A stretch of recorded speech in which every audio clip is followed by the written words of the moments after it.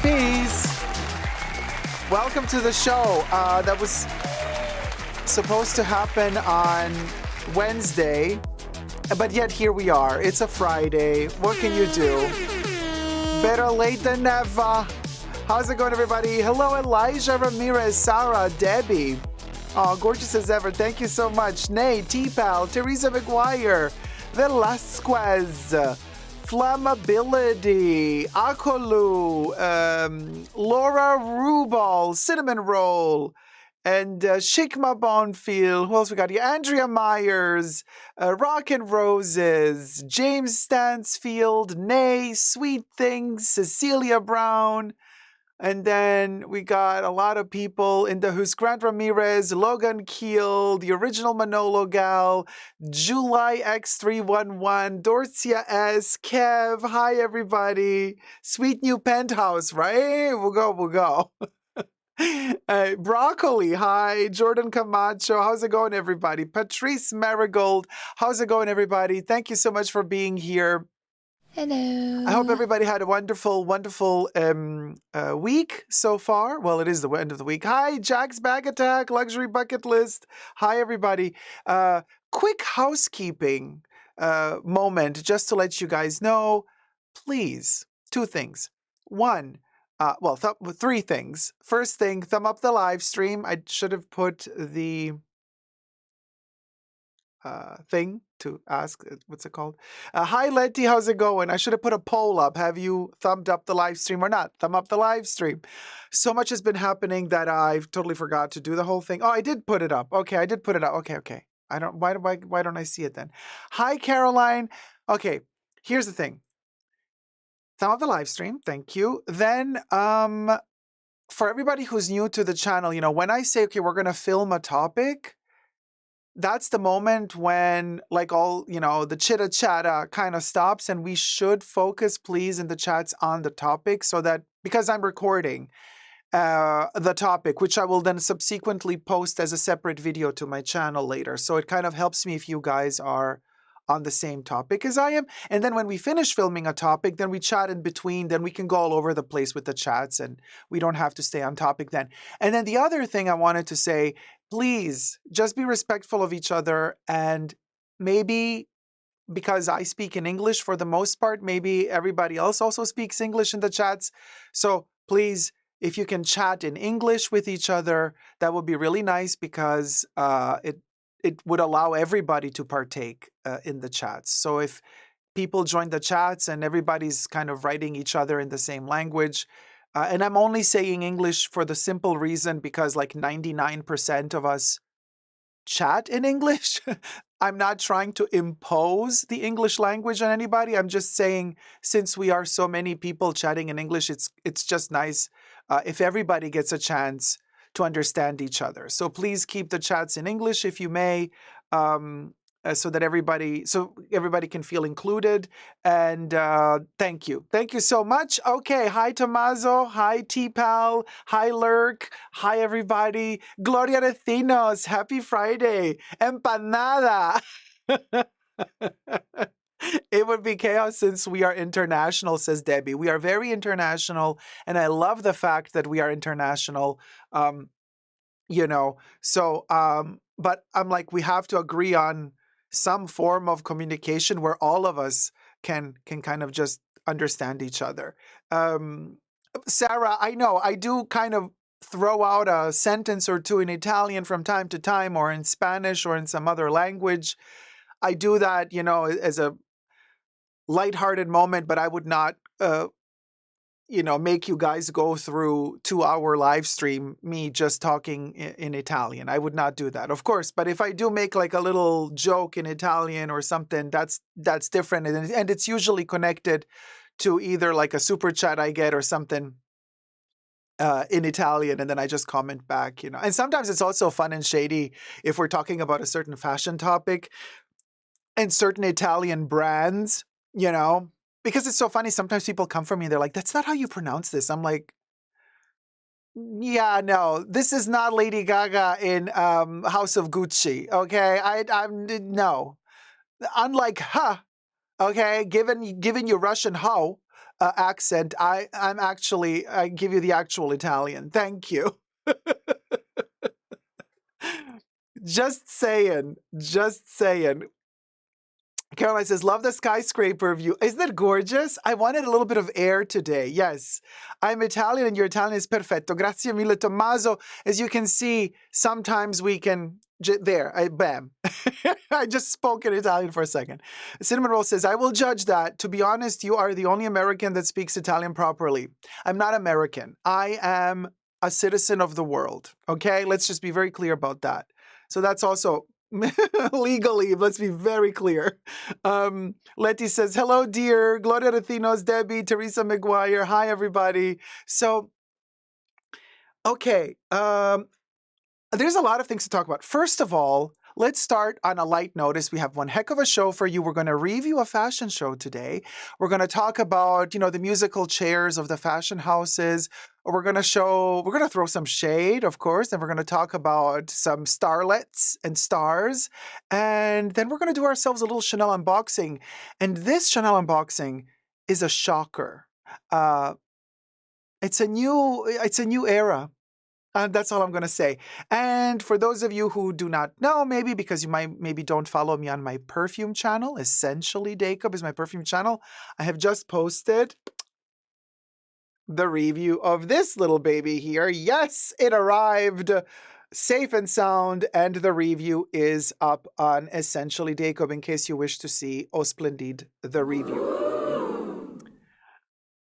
It's not what you expect, maybe, but as you guys know, I'm always super honest, so that's all I'm going to say. I don't want to spoil it for those of you who haven't seen it. Velasquez says, we spoke about your review just now. Oh, okay, you watched it already. Okay, you guys. Well, it is what it is. What can I say, right? But then, you know that I've been almost empty with my powder, like, since weeks now. I'm like, literally, there's just a little smidge left, and it's really hard to get this out. Okay, so we are going to do the unboxing of the new powder right now. We're going to inaugurate the new powder so this heifer can stay nice and powdered during the live stream. So I am going... While I powder myself, Bubbles can add the link here. I think we have a new link today, the tip link. Check this out. We have updated our tip link in case you wish to tip your host. It looks like this now. Isn't it cute? All right, so let me open. So this one is sealed, brand new. We are going to initiate the new one. It still has its little sticker. There, you can see, you see how shiny that shiny part is the sticker, which I have to pull off in order to free those little tiny pebbly openings in the plastic so I can access the powder. So we're going to do that right now. We'll go. If I can only find the pull tab, which should be... Oh, found it. There's a little tiny pull tab here. I got to be careful so that I don't get all the powder out. Ooh, cha. Ooh, you see it coming out? All right, there you go. We'll go. Okay, let me put this away. This is sticky. Okay, throwing this away. And taking my brush, picking up whatever is left. Oh, nice. Look at that. A ton of it comes out. Finally, we are no longer limited to shaking out whatever residue is left. Yeah. Okay, because I was a little too shiny. Oh my God, you guys. Somebody, okay, so on the perfume video, oh yeah, this is good. This is good. Well, you know what? Let's add some more. I want to be, ooh, look how much comes out. Yes, this is, the cherry has been popped. Exactly. This is good. Oh, nothing like a fresh batch of Chanel makeup. Let me tell you. Oh, such a vibe. Such a vibe. Look at this. It comes out perfectly. Okay. Lovely. All right. So, and then what I do is I just keep the powder puff in it, and then I seal it, and that's how I store it. I don't use the powder puff. The powder puff is just there to kind of keep it from going all over the place. And I might even reuse this powder puff because all it did was protect it from coming out. But I might take the lid out of this, not this lid. I might take this plastic thing out, and then I might wash the inside, and then I might use this as a little jar, a little Chanel jar, to put little Chanel samplettes inside, little Chanel creamlets, little Chanel eye creamlet samplettes inside of here. That could be kind of cute. They come in little tubes. I would not squeeze out the tube. I would keep them in their own sealed tubes. I would just put the little tubelets in here. Yes, you can rename me Mattified D. Yeah, 70s New York apartment vibe. Very Halston today. Hi, Zeitgeist. Dacob just watched your Splendide review, and I was looking forward to buying it. So sad it wasn't for you. Well, maybe it's for you, though, you know. You never know. maybe it's for you. It's, you know, maybe it's... I don't want to spoil it. There's a reason why it's not for me, but I'm not... You go watch the video if you want to know. I tried washing it off. I actually reviewed it a couple of hours ago, by the way. I woke up at like midnight. Started working. Yeah, it's still, even after washing it off. Oh, thank you, Debbie. The brooch is lovely. So the brooch is a little tiny flower that's doing this. Look at it. There you go. And this is Takashi Murakami, baby. Somebody was just asking me earlier, what do I think about the Takashi Murakami? I think you were talking about the latest release, the Louis Vuitton release. Hi, Kelly Carrick. Wait, who was asking me? Were you talking about the Cherry Blossom release, or were you talking about the Murakami? Which Murakami were you talking about? The Murakami with the Dodgers, like the LA Dodgers collaboration, or Takashi Murakami collaboration with Louis? Somebody was asking earlier.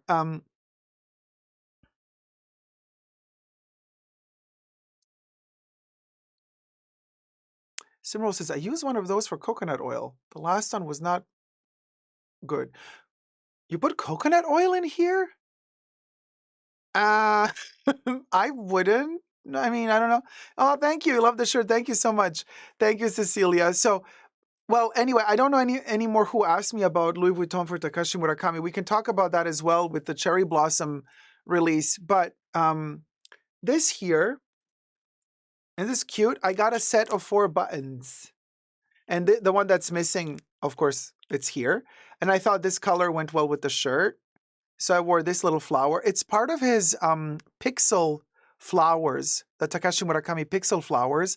And they made a set of 4 pins, which I got. And I think they're super cute. Aren't they adorable? By the way, I'm going to do a little unboxing in the after show today. It's going to be a Takashi Murakami unboxing. This will be one of the items featured, but I was kind of hunting down like pure Takashi Murakami, not collaboration per se. You know what I mean? Like not Takashi for Louis or, you know, but like just Takashi, right? So I'm going to do a little reveal in the after show, and that video, we're going to film it together. This is the after show. We're going to film it in the after show. And today the after show is for Tier 2 members and Tier 2 patrons. So you got a couple hours time to join, become a Tier 2 member or a Tier 2 patron. And then basically after this live stream ends, we're going to begin a second live stream where we will exclusively stream for our Tier 2 members and Tier 2 patrons. And if you don't know by now, what happens in the after show stays in the after show. We get to talk much more openly about certain things than we can here because YouTube is tightening the noose when it comes to talking openly. It's really sad, but this is the state of affairs. This is where we're at. So, but that's okay. We find our ways to communicate with each other always. And so the after show is where it's at. And not to say there's not going to be, it's not going to be all serious. We're also going to have fun moments, right? We're also going to have these little fun, cute little Takashi Murakami unboxing as well. Okay, well, thank you. Consider joining today. So there you go. We'll go. What do I want to put these little things? Yeah. And okay, they just fainted on me. Why did the pins just fall? There you go. Okay. Yeah, no, the poll is up, but if you click like X, it clicks away, I think. But it's for whoever tunes in again, new, sees it. The poll. Hi, Finley. How's it going? Okay, tips are coming in soon. I see Terry. I see. Hold on, something that. Bubbles needs a minute. Okay, Bubbles needs a minute to update the tips. They are coming though. They are coming. They are coming, you guys. Don't worry. They're coming. It's Bubbles just needs a minute to process. Oh, good old Bubbles. So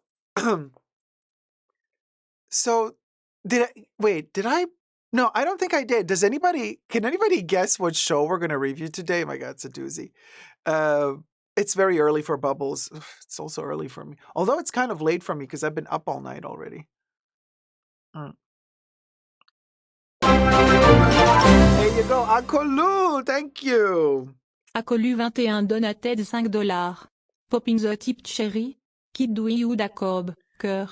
Cœur. Oh, thank cœur. you. Okay, wrote it down, and we get the last second. Oop, where is it? That. Just gave my first tip. Yay, Akolu, congratulations, and thank you so much. And Akolu on the lucky coin. And at the end of the live stream, we will pull one coin out of here. And if your name, is on the coin and you're still in the chats, you get to ask Mr. Predicto a question about the future. Careful what you ask for, because Mr. Predicto is always very direct. So, maybe, don't ask too much of a serious question. Thérèse Anqueguir donated Oh, $10. Terry, thank you. Thank From you, Kenny. Kenny. Actually, there's two from Terry. I saw two coming in from Terry. So this one is from Kenny. Yeah, Kenny. Okay, let's do Kenny first. I'm writing down. Okay, wrote Kenny on the coin. Kenny is on the coin. And let me put Kenny in the shrine. There you go. Thank you so much, Kenny. And then I saw another one coming in from Terry. Yeah, they just take a minute. Hi, Nectarine Man. How's it going? Hi, Francesca. Oh, wait. Oh, it disappeared? Wait, it's coming. Oh, Tipal T-Pal, donated thank you. $20. Thank you for spending your Friday with us. Oh, thank you for being with us, T-Pal. Thank you.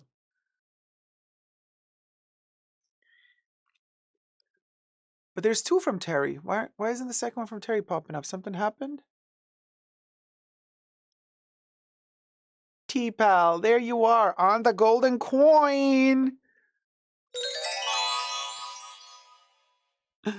Why didn't Terry's other one didn't pop up? Ah, there it is. And yeah, because I saw it earlier. Thérèse Anqueguir donated $15. All right. Thank you, Terry. Hold on. I'm writing your name down. It's weird how Bubbles just... Yeah, it popped up and then disappeared. Did you see? Yeah.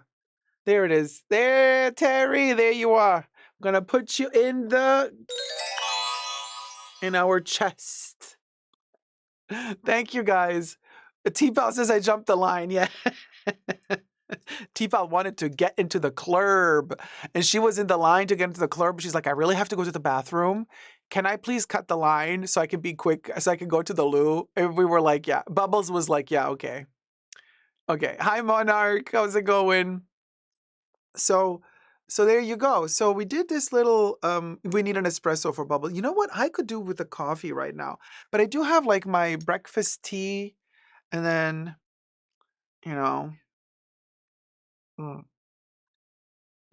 my Earl Grey, and then I have a little bit of Red Bull.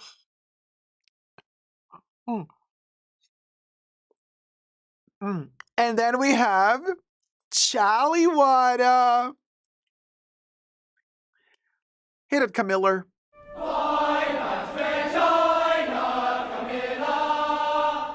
Here's to Camiller. There you go. And Francesca says, hi, Dacob. Haven't been able to watch a live in such a long time.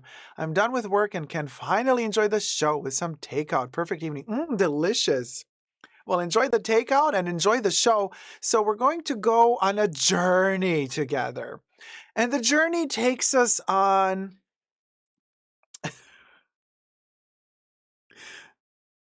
the journey. Now, for some of us, the journey ends after, we'll go. We get our baglet and we good. And for other people, the journey continues longer. And for some other people, they think it ended until their child doesn't end it. Cardi B. Ladies and gentlemen, I introduce to you an exotic Cardi B Hermes Kelly, personalized or DIY'd, pimped up by her daughter. Check it out.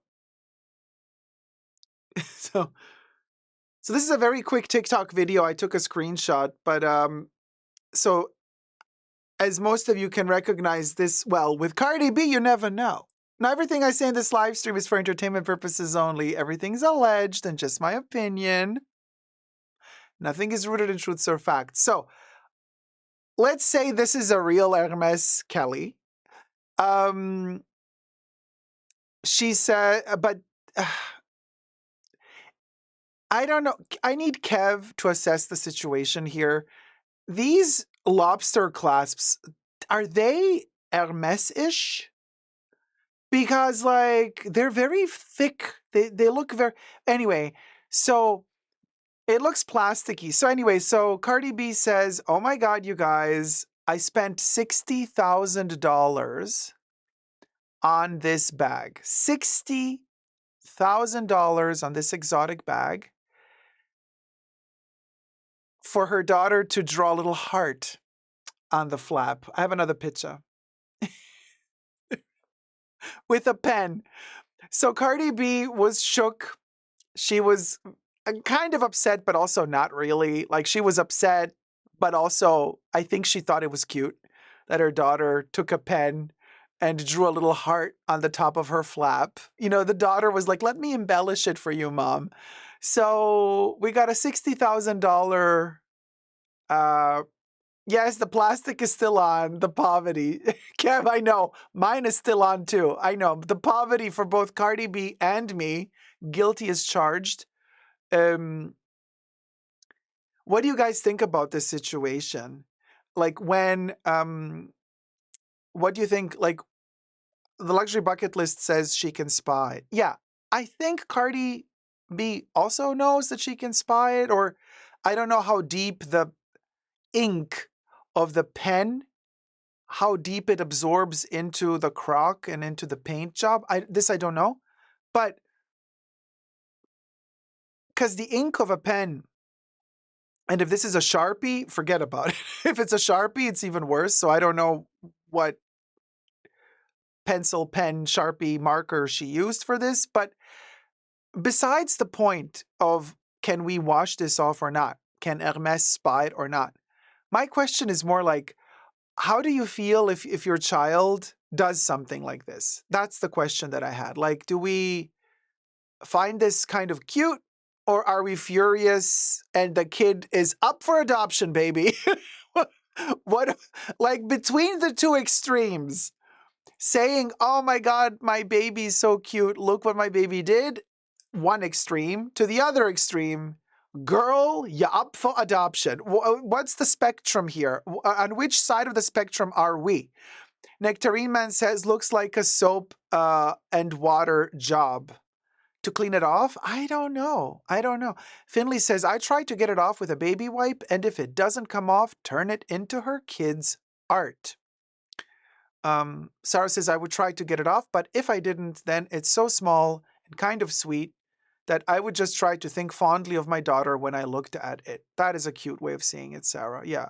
Grounded for the next 10 years, says Cecilia. Caro says cuticle remover works wonders for pen marks on leather. Tipa says she can take it off, then just tell the child it rubbed off, but it would be a no for me to leave it on. Love ya, girl, but no. Don't be tagging my 60K baglet. Oh, man. Finley says it looks like a ballpoint pen. How old is the child, says Cinnamon Roll? I don't know. Couple of years old. 4, 5, 6. I have no clue. Luxury Bucket List says, that's my point. She just wants attention. Hermes Spa is amazing. LVs had worse damage. Ivy's or LVs had worse damage to my... Oh, I've had worse damage to my bags and have had to spa them. Cecilia says, grounded for the next 10 years. Sorry, read that one already. Logan Keel says, adoption. Crazy behavior. Natadita says, if I had that pack of money, I would not be angry. And that's a really good point, Natadita. That's where I was hinting at. Natadita always kind of knows where I'm going for. I think we have come to a point in our economy and the life we're living where, like, you're either like, yeah, you don't even ask the price, or you ask for the price. And you know that old saying, if you need to know how much it costs, you can't afford it. I don't agree with that. Patrice Marigold says, straight to the orphanage. I'm more for the let's budget things. We can budget things to make things possible. So it's not always so extreme. Sign it and sell it out. Her name alone could fetch high prices, says Kev. Yeah, maybe like Cardi B can like put her signature here like Cardi B and then sell the bag for 100K. I don't know if there's people who want to buy it, but anyway, it still has the stickers on, so it's kind of like almost new. But I'm still doubtful of these lobster clasps. Kev, I need your assessment on these. Do these look authentic? Caroline says, Mom of 4 here, don't think a child drew that. Oh my God, Caroline, landing on this helicopter pad with some major shade. Mom of 4 here, I don't think a child drew that. T-Pal says, my thoughts too, Caroline. Debbie says it is too precise. Wow. I mean, you are my people. You're shady AF. You went there. You immediately went there. So who do you think did this? Okay, who do you think did this? Is Cardi B dating someone who like did a little sign, said love you, and then left the house? Or what's going on here? Adele says, I agree, not a child's handwriting. That's why you were asking how old is that child. Oh my God. Okay, the ladies in the chat, they know their kids. Mother energy. You see, mothers always know. That's why I always say, mother energy. Here you go. The ladies immediately clocked it. The ladies clocked it. Nectarine Man says she did it herself for content for the gram. And because the lobster clasps are a little bit too thick, maybe it's not a real Kelly after all. What if this is a fake Kelly? We need Kev's assessment on the thickness of the clasps. Luxury Bucket List says it's possible because it was a clout chase. She knows it's a nothing burger because she could definitely spot, and it would have never made the news. Aha! Natadita says, yes, I thought the same. Well, I was thinking, right, some people have so much money, they go into Chanel, to Hermes, and they just say, I want that, and then that. Swipe, pay, leave, buy. Okay. And I'm like, yeah, I'm that way too when I go to a supermarket. I mean, you know what I mean? Like some people can't even do that at a supermarket. So I am blessed. Okay. I consider myself very blessed. I can actually enter a supermarket, and if I see something I like on the shelf, strawberries or a chocolate, it looks good to me. I take it. I pay for it. I don't steal it. I pay for it, but I don't always look at the price of things in the supermarket. Like that's my level of like, okay, I can take vegetables and fruits. I feel like, okay, this is something I'm doing really good for myself. It's like also, okay, chocolate is not that healthy, although emotionally I need the chocolate at the moment with the life we're living. So, but supermarket level, I can put in the cart what I want to eat. And I'm lucky enough to be able to not have to look at that price. Except for eggs. Thank you, Natadita. The eggs, I have to look at the price because the eggs are, it's like buying a Chanel. But at Hermes or at Chanel, no. I'm going to enter and I'm going to be, how much is this? How much is this? How much is this? And am I ashamed to ask for the price? No. I will ask for and I don't care. I don't care if I have to ask for the price 100 times. I will ask for the price. I'm like, okay, oh, no, that shoe is nice. How much is that? Uh-huh. And that necklace is also, how much is the necklace? And the camellia? Cute. How much is that one? Okay. Oh, the shirt. Ooh. And then I'm going to make a joke. If I feel something is going to be too expensive, I'm already going to say, how much is that shirt? 100K? And then they're going to laugh. And then the shirt is like 20K. And we're like, okay. And you know what I mean? So there's that. I really, no shame in asking prices whatsoever. But you see the difference. Like, it's like the separation of the world. I have a feeling there's nothing in between. You know what I mean? Like there's nothing in between. We're either at a point where you don't have to ask the price of a Birkin, or you have to ask the price of a Birkin. You know what I mean? Like there's no in between. Cinnamon Roll says, to be honest, I'm cheap AF. If the price is not right, I will not buy it, even if it's a coffee. That's a good point, Cinnamon Roll. However, okay, hear me out on this. Do you have this as well? I have it sometimes. I have stingy days, and then I have days when I'm less stingy. Like, has this ever happened to you? So, for example, if we're talking coffee, okay, coffee shop. There are those days where, like, there's my regular coffee shop. Like, when I used to work, okay, so this is something. When I used to work in fashion in a particular boutique, I would go all the way back and forth to the boutique and away from it. And I would pass by this coffee shop, which used to be like my regular coffee shop. Not that I would always buy coffee there. I would also buy tea or some other drinks. But there were those days when I guess because my patience level was different, my mood was different, I would just buy the coffee or the drink. I wouldn't care about the price. But then there was those other days when I was like in a mood, I was feeling stingy. And that same coffee shop, I would pass by it and be all like, too expensive. No, absolutely not. But then like the next day I would go in there like it's totally normal and I would buy my coffee. Does that ever happen to you, or am I crazy? Maybe I'm the only one. But that happens to me. So I have those days when I'm definitely like stingy about what Cinnamon Roll said, like value for the money. And then there's those days when I'm like, yeah, okay, whatever. Okay, let's get the coffee.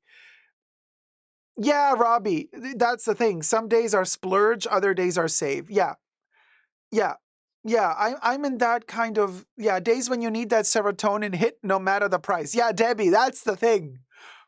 When you need something to hit the spot and I'm like, oh yeah, this is going to hit the spot. So it hitting the spot is worth more than me thinking I'd rather keep the money in my wallet than hitting the spot for my serotonin, baby. So, having said all that, maybe Cardi B needed to hit her serotonin levels by doing this. Allegedly, because we don't know. It's all about the balance, Pompadour, right? Mark says, LOL, some days I'll spend 407 Canadian dollars for 200 ml of Chanel No. 5, and some days I'll skip lunch. Fabulous. This is how Mark literally described my high school years. I was like, okay, you know what? I need that perfume. It's okay. I can eat rice for 2 weeks. Just white, plain rice, boiled in water, the smidge of salt. That's okay, but I'll smell fabulous. Look, when I look back at all those years, and you might think, oh my God, that's so irresponsible. That's so irresponsible. I'm like, is it irresponsible? I see it differently. I think it's irresponsible if you deny yourself these things. Because, like, I get it, the body needs healthy food, but then the soul needs a good perfume. I'm sorry, but I can debate this all day long. I understand that some people are going to say that's so irresponsible, that's crazy. I'm like, yeah, but when I was younger, for me, sometimes I needed the vibe, I needed the feeling, I needed that I needed to feel some type of way, you know? You just need to feel some type of way. So yeah, okay, so we'll get through it somehow, but we're going to smell fabulous. And you wake up in the morning, you have that gorgeous bottle of perfume, next to your bed, either just like on the floor next to the bed, and it just feels so bohemian. And that bohemian vibe of like, okay, everything is falling apart. You don't even have a chair in the house, but you got a bottle of Chanel No. 5 on the floor. There's something to that it gives you a energy. I mean, at least for me, at least for me. Now that I'm older, I need like other things. I need a comfortable place to sleep. I need my painkillers. When I wake up in the morning, I have to assess the situation. What hurts? Okay, where's the pain now? So there are other things I have to deal with now. So sad. But then, yeah. Oh man, youth. Those were the days. Exactly, Laura. Coco said it. A woman without perfume has no future. Caroline says, I'm a bit like that with vitamins. I go for months, weeks taking them, then go cold turkey and totally forget.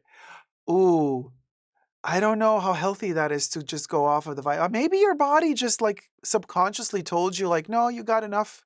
Maybe you need to take a break from the vitamins. Maybe. Sometimes my body also tells me, like, Dacob, don't eat this food. Don't eat that food for the moment. Uh, Robbie's like, I spent a whole paycheck on a Gucci bag. Priorities. Hi, Holly Polyhesta. Nancy says, only responsible if you have children that need to be fed. But if it is for an independent adult, then to each their own. Yeah, good point. No, I'm talking about me as a student. When I was a student, doesn't really matter because I still don't have kids. So I guess for me, yeah, I guess the same applies still today. Uh, yeah, Nectarine Man says, not saying it's responsible, but these days there are days when I bought luxuries I could just about afford, made them that little bit more exhilarating. Yeah, it gives you a kick, doesn't it? It's a vibe. I know exactly the feeling. It's fabulous, fabulous feeling. Welcome to Tier 2, Patrice Marigold. Thank you, sweetie. Finley says, I understand this. The Labubus are quite comforting in these scary times in their mischievous way. Labubus are definitely a soothing thing for me currently, but also all of these little, like I Google Takashi Murakami stuff, his own stuff, not Louis Vuitton. And then they're like, you find museums or shops, little shops somewhere that sell his stuff. And it's such a, gives you like a cute little like, oh, this is fun. Okay, bye, Kelly. Sorry, we can just blend it out of that one. Thank you, Patrice, for becoming a Tier 2 member.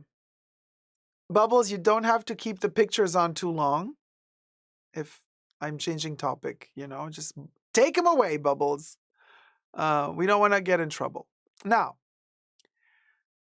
hi, Maria. You will become a wonderful father, Dacob. Oh, thank you so much. Oh my God. Speaking of, like somebody said, woman, man, what was the thing? I forgot. What was the thing about woman, man? Somebody mentioned something. Anyway, I wanted to do this like segue, which I can't do now because I forgot who said what. Great to be back again. Glad to have you back, Patrice. Don't forget the after show. Now that you're Tier 2, don't forget the live stream after this stream. Remember when Lux shopping was super fun because it was a little bit dangerous? The joys of youth. Oh my God, that was so cool. I totally remember. And it was fabulous. Now it's a little bit more responsible. You plan stuff out. You have the connection to your sales associate. You're communicating. you're writing each other messages, and then it's like, oh, this just came in, you were looking for it, and then you plan stuff, and then they keep it for you to the side, and then you come in, then you inspect it, and then like everything is, I feel like the older we get, the more planned out things become. And I think we lose a little bit of that spontaneity that we had when we were younger, or impulse buying. I don't really impulse purchase anymore like I used to. I mean, maybe because, I don't know. I do T-Pal. I do have Chanel, no, not scarves, but like carrés, like silk, like the square ones. I mean, for me, a scarf is like knitted and long. I don't have those from Chanel because they also do those, but I do have the square carrés from Chanel. I also have a tie. So Sharon Calaza says, just spent 8 shifts working for a mini rectangle. Excited to pick it up this Sunday on my birthday, my biggest splurge yet. Congratulations, Sharon. Live a little. That's what I say. What are you going to do? Life is short, people. Life is short. Really short. Right.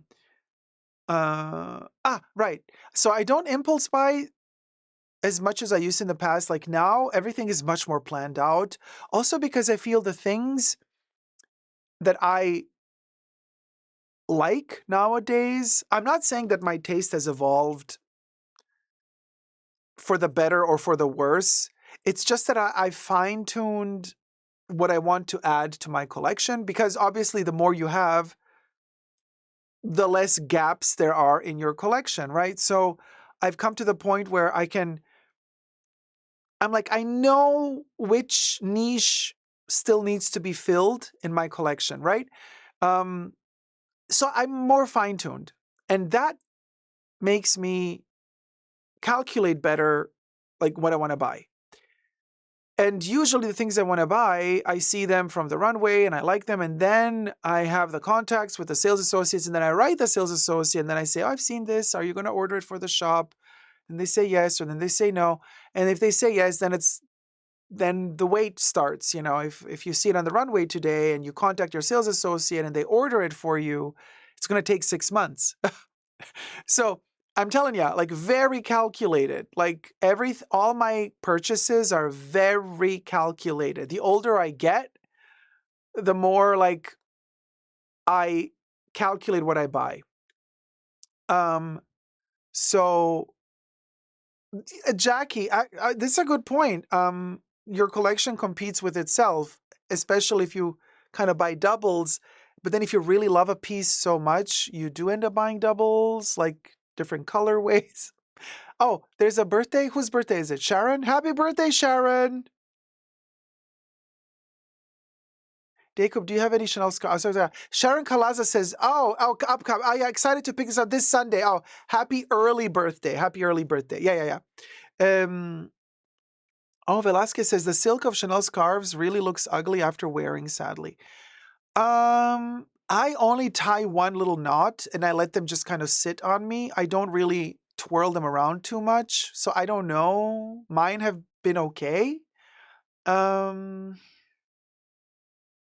So there's that. Same here, although I think I have now everything I need. The stuff I bought many years ago is still better than more of the things nowadays. And it was cheaper too.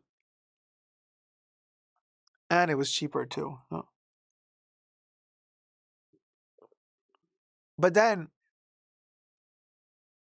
just because prices went up doesn't mean we're going to completely stop buying. We're just going to buy less, right? We buy less and we focus more. Like if I would have bought 3 items 6 years ago or 5 years ago, now I'll buy 1 instead. And that 1 is probably going to cost as much as the other 3. Ayla, thank you so much, sweetie. We got Ayla a donatait de coin. $15. Hey Dacob Pume in the treasure chest baby. Put me in the treasure chest, baby. Yes, Ayla, I'ma put you in the treasure chest. Let me write your name. Let me put you down on the coin, honey. We got a coin for Ayla.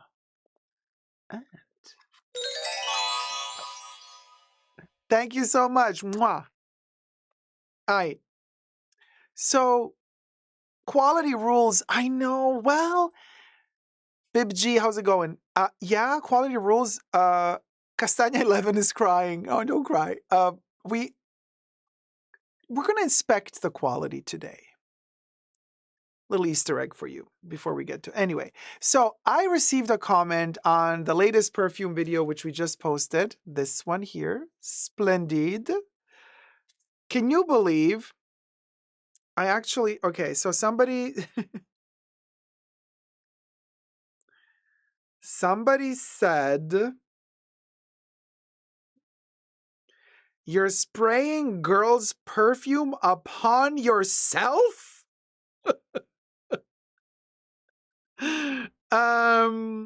Wait, let me surround this.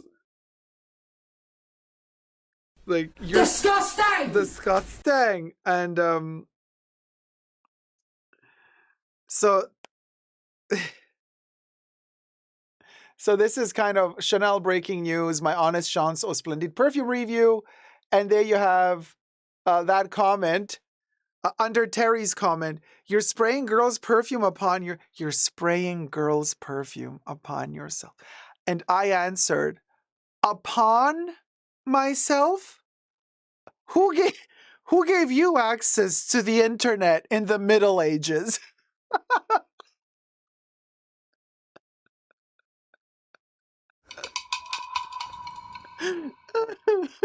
No. Oh man, I love, it's the clapbacks for me. Y'all, my answer. Oh, who gave you access to the internet in the Middle Ages? This one. This is where it's at, y'all. This is where it's at.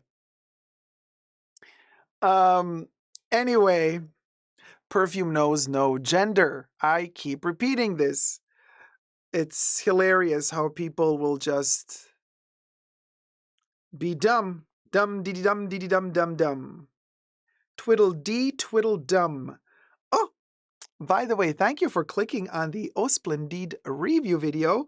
It is currently 1 of 10. It is my top viewed video in the past, how does it work? Of the past 10 uploads or the past 28. I never know how that works. But anyway, on YouTube, you have like this categorization when you post a new video after half an hour or after 45 minutes. Hi, Aish. Hi, Jacob. It calculates like the amount of views comparatively in the same time frame that your last 10 videos also got, and then it classifies your video in terms of like how good the video is performing. And thank you guys so much for clicking on the video. Yeah, it seems like it's performing well. Wow. Yeah, we'll go a lot of comments. Very berry heavy. Yes, Claudia commented. Oh man, so many lovely comments. Okay, appreciate the honesty, says Claudia. Oh, thank you. Always honest. You best believe. So anyway, oh man, I'm gonna have to answer all these. Ooh, child, there's a lot. Okay. Yeah, it's giving Victoria's Secret body mist. I think it does give a little bit Victoria's Secret body mist, like cheapish, a little cheapish. I know. We'll go. Anyway, Malin Quijano, Dacob, I know this is so off subject, but your hair is absolutely beautiful. What products do you use for the health and shine? Thank you so much, big hugs. Oh, Malin, thank you so much, Malin. Very kind of you. First of all, I try to wash my hair only twice a week. So most of the time, my hair is oily, and I just have it in a bun because I have a very oily skin. So I washed my hair for you guys today, but then after, when I go to sleep tonight, I'll wake up tomorrow, my roots are oily. Like, there's no way. Okay, so there's that. So I guess having oily hair is good because it keeps it also nourished. And I don't wash it every day, so I don't over irritate my scalp. You know what I mean? And I don't over irritate my hair because I don't dry it every day. So twice a week I wash my hair. For exceptional instances, if there's some special event I have to do or whatever, then I'll wash it 3 times a week. But I only wash it with Head and Shoulders for the first rinse. For the first wash, I do double wash. First wash is Head and Shoulders. Hashtag not sponsored.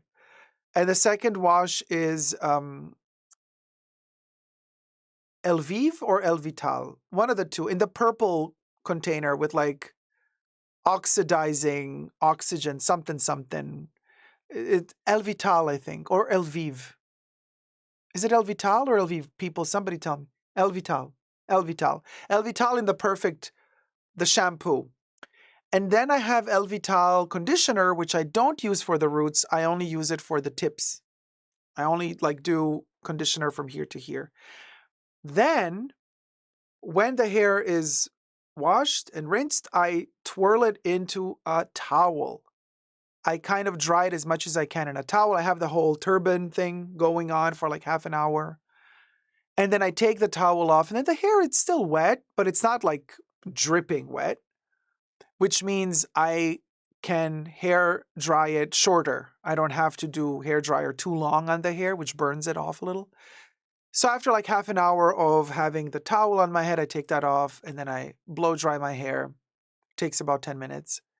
Then I brush it with my, also not sponsored, I should be though, with my Tangle Teaser, because this thing is really cool. And I have the Barbie color. Yeah, and then I brush it a couple of times before the stream begins. And the more I brush it, the shinier it gets. The more you brush it, the more you tug at the roots, and the more you produce sebum, though. So the more I do this, and the more oil is going to come out. You know what I mean? So the more you brush your hair, the oilier it's going to. I mean, it's a mess. But thank you so much. But that's all I do. That's all I do with my hair. Those are the products. I don't do a spray. I don't do mousse. I don't do hairspray. Jackie says, I just sprayed on a boy's perfume. Perfume is genderless. Advertising is not. Advertising is not genderless? Oh, yes. Period. Period. Period, Jackie. Well said. Caroline, I agree. Oily skin ages better. Yeah. We show less wrinkles because we oily. Sarah, no, what do you mean you can't see the video? Is it gone?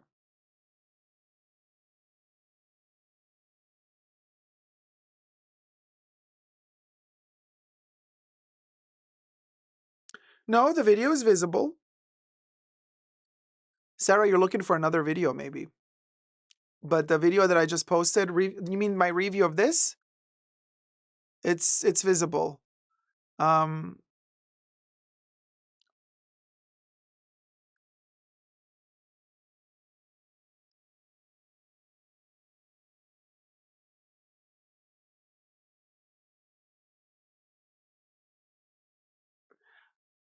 Sarah says Chanel Sarl, if I find it via search, maybe it's something with my settings. Yes, could be something with your settings. So the current video is called, maybe we can post a link in the chat as well. Well, it's called My Honest Chance au Splendide Perfume Review. It's not what you expect. Deepa says, I believe I said hello to Debbie and Terry earlier. Don't want to leave any mods out. Where's Mahora? If you are watching, hello, my dear. Sarah says, oh, good. I just was trying to find it, not through YouTube, so I could stay in the live. It was kind of scary, though. The current video is very much there. I can tell you that much. And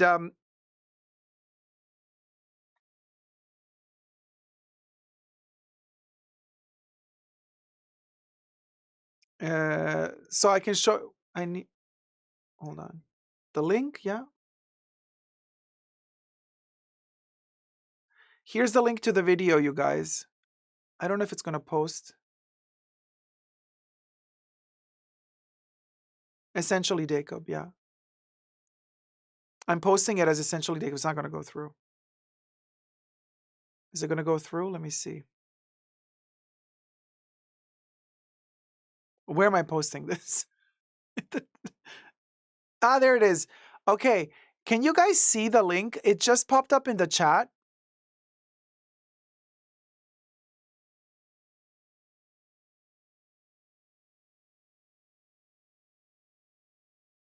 There's the link. Do you guys see the link? Christina says, my first time being able to join a live since having a baby. Oh, congratulations. If you notice someone getting caught up on your lives from the last 10 months, it was me. Oh, Christine, congratulations on the baby, sweetie. And welcome back into the chats. There you go. So that's the link. Well, Natadida. So look, I read the review with Olivier Polge for Harper's Bazaar. In that review, he never mentions Iris and he never mentions musk. However, the Chanel website mentions Iris and musk, but the Chanel website doesn't mention violet. Olivier mentions a lot of violet. Now, in my review, I say, as per Olivier's interview, he doesn't mention iris. However, I sense a form of iris. He mentioned sandalwood. Okay, so in my review, right, Olivier Polge mentions violet. He mentions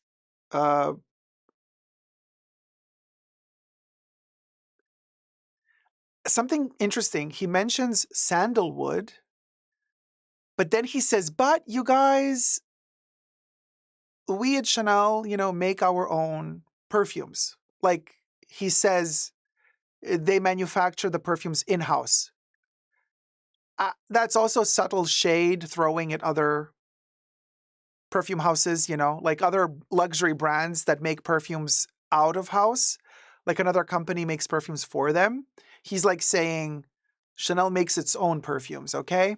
So there's a little bit of shade there, but then he says, and sandalwood, which he likes, he says the sandalwood has a very dry accord. It sometimes smells of pencil or paper.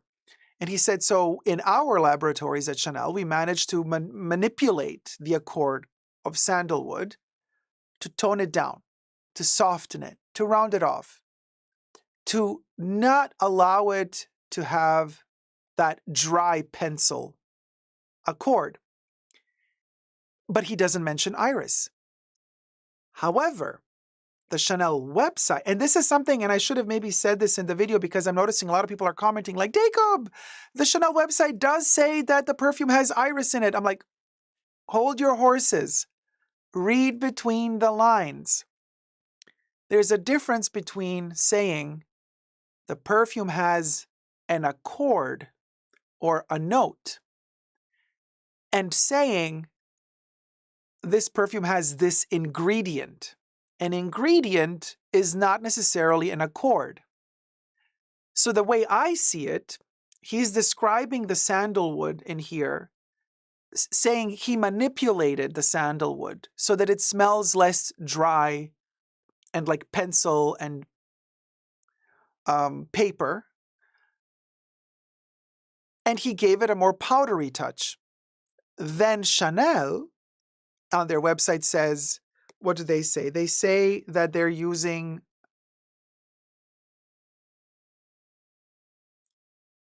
powdery iris, as in it's an accord.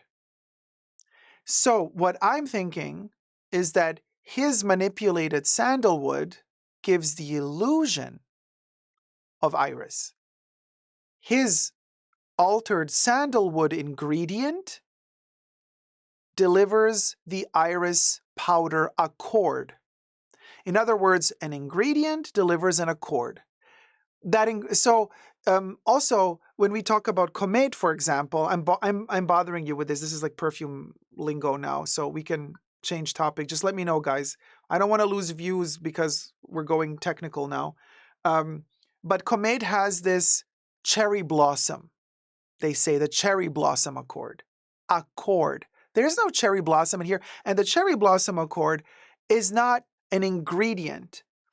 The cherry blossom vibe in here actually stems from a concept that we connect in our mind. We think we're smelling cherry blossom because somebody told us that this is how cherry blossom smells like. In reality, the cherry blossom accord stems from an almond note or an almondy accord, like a bitter almond, which in the genius, by the way, which in the case of Comet is not almond, but it is a specific type of aldehyde.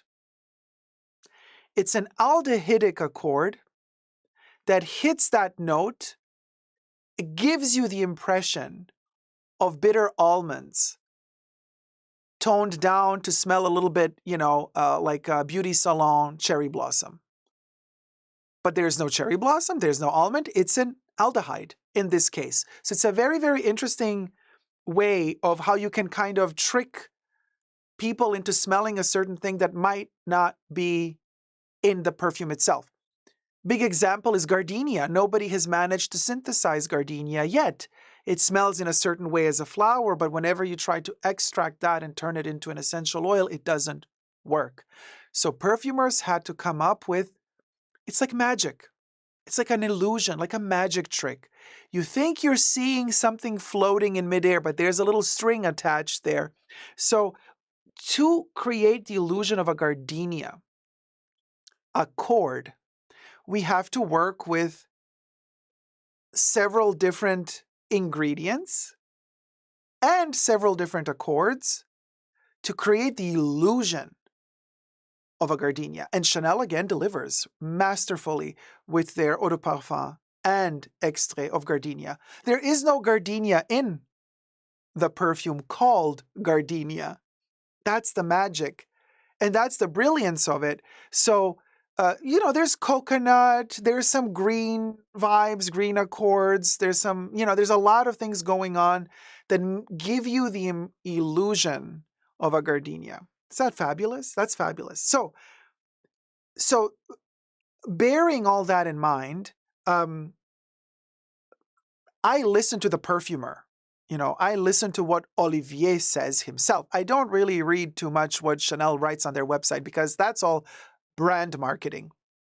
I listen to what he has to say. And he does not mention iris. Ever. He mentions violet, sandalwood, black currant, and a gazillion raspberries. A gazillion raspberries. Hi, Matt. Hi, Siobhan. Hi, everybody. So anyway, there you go. Dacob Fragrantica says Sean Splendide also has peach. Can you smell it? No. But Fragrantica, please. Girl, you know what I mean?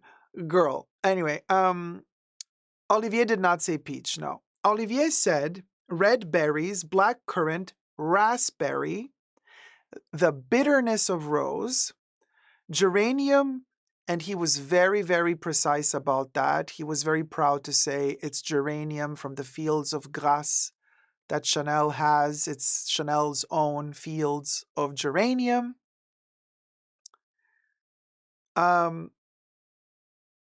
Violet, and in particular, he mentioned the accord, the warmth of violet. And the Chanel website added cedar, white musk, powdery iris, and rose.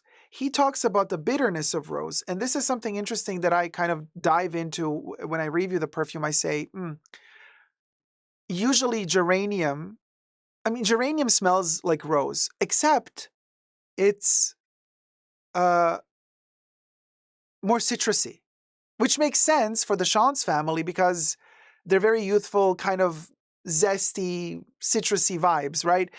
So it makes sense to use geranium because it's going to give you less of that bitterness. A rose has also a bitter indolic smell to it. But geranium doesn't. Instead, it's more citrusy. It's like a rose, a delicate, soft rose, but a little bit citrusy, younger, youthfuler. So he's like, we have this, geranium from Grasse. We're using our own geranium. And that's because they want a younger perfume, you see. Interesting. But he does say that they have the bitterness of rose in there as well, because he wanted he wanted to add the edge, I believe. And then he talks about the black currant. And I'm like, oh, yeah, black currant. Well, we'll go. Anyway, so there's that. Yeah, Emotion Engine. Thank you for saying it. I'm going to read the comment, okay? Don't shoot the messenger. I'm just reading what the chatter says here. And the chatter, Emotion Engine says, Fragrantica gets so much wrong. Very unreliable. We'll go. You said it, I read it. But yeah, so there you go. So I digress. Sorry for that, parenthesis, but I know, and it's a little bit annoying now because like every second comment under that video is like, but it does have iris. The Chanel website says it has iris. And I'm like, I answered like twice. And I'm like, I can't reply anymore. I can't like copy and paste the same answer to everybody. It's like, yes, there's a difference between accord and ingredient. And like, explain it to you. So there's that. He did not push forth iris. If this perfume was all about the iris, trust you me, Olivier would have said it. He would have said iris. Why? Because iris is one of the most expensive ingredients in perfumery. If there were iris pallida in here, or orris root, which is the root of the iris, he would have said it. Why? Because to show off, it's prestige. It's super prestige to say, we only have the finest iris pallida or orris root from Grasse or from Italy in our perfume. But he didn't say it. Instead, he said we have the geranium from Grasse, from our own fields from Grasse. So this, you have to read between the lines. This tells you what are the main components of the perfume. Now, Chanel can in their brand marketing write whatever they want in their description and say powdery iris. Yeah, there's a powdery accord in there. But that, in my opinion, stems more from the sandalwood and the musks, which coincidentally, I think the musks and the raspberry, those two together cause me headache, unfortunately. For me, it might not cause you a headache, but for me, it doesn't work.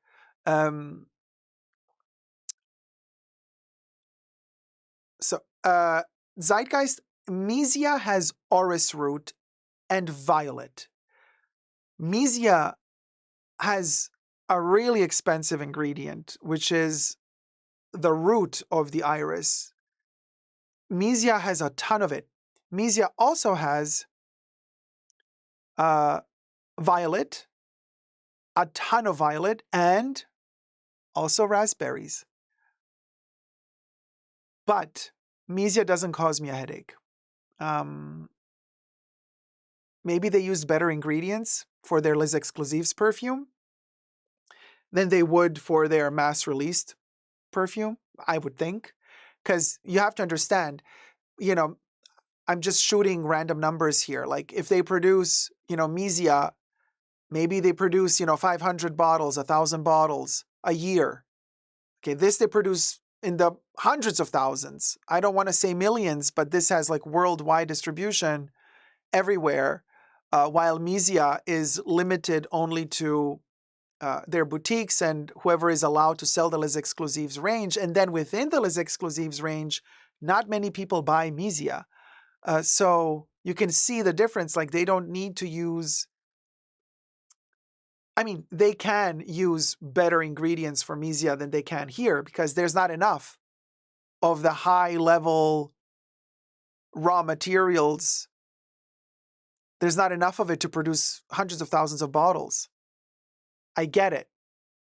Olivier Polge even said in an interview years ago, he said, for Chanel No. 5, we use the jasmine and the May rose from the fields of Grasse only for our extrait of No. 5.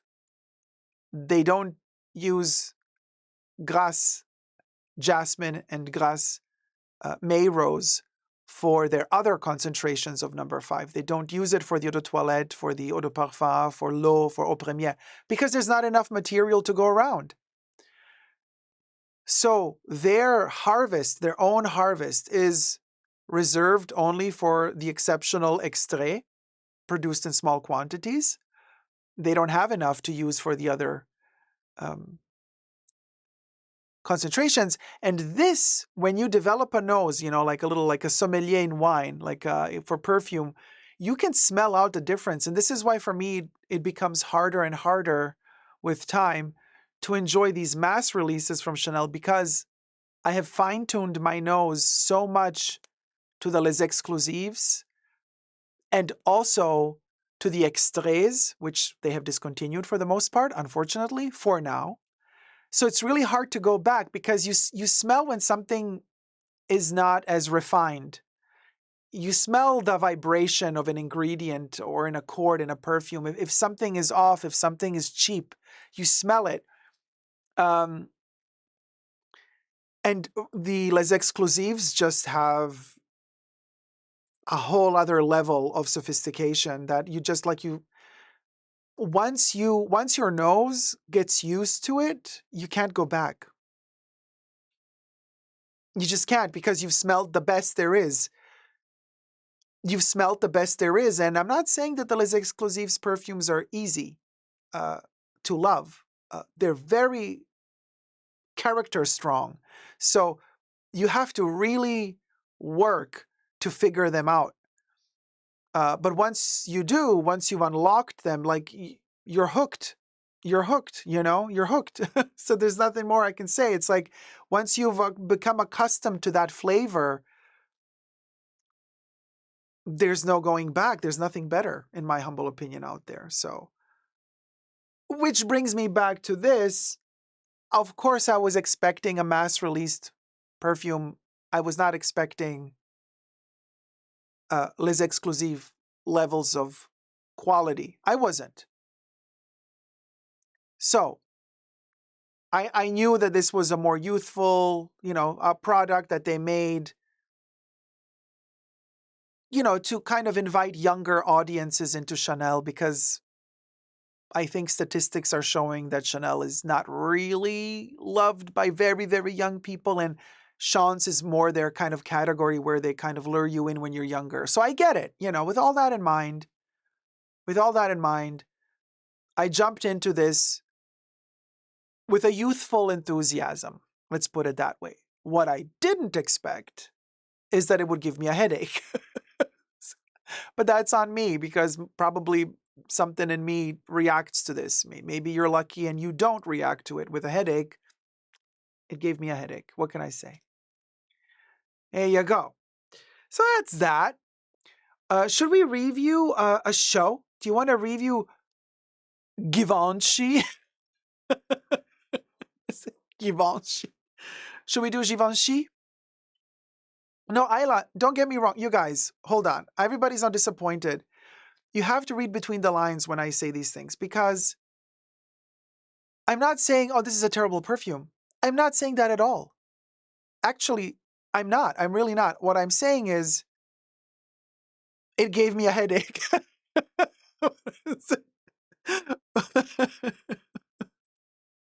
But it might not give you a headache. That's what I'm saying. Okay. And also, don't misunderstand me. I'm not saying that cheapy perfumes are bad. I love my cheapies. I love my Liz Claiborne. I love Giorgio Beverly Hills. I love Cacharel's Eden. I love Lulu. I love Elizabeth Taylor's Passion. With a Passion. I love Red by Giorgio Beverly Hills. Like, there's a perfume doesn't have to be expensive for me to love it. Just to be very clear, okay? But if we're talking about Chanel perfumes, the Les Exclusives is where it's at for me, and their extrait range, which is now decimated, with a few exceptions, like number 19. Love it in all its concentrations, but that's an old classic, so of course. Egoist, of course, but also the first Egoist, but also Pour Monsieur, of course, and then Cristal. The original Chance, Allure, those are the ones, right? All of the new ones, not that there's many new ones, because if you look at it, Chanel really only releases flankers since 2010. Okay, they're all flankers in the main line, and the only new perfumes they release are in the niche line, where they don't have to advertise. Did you notice?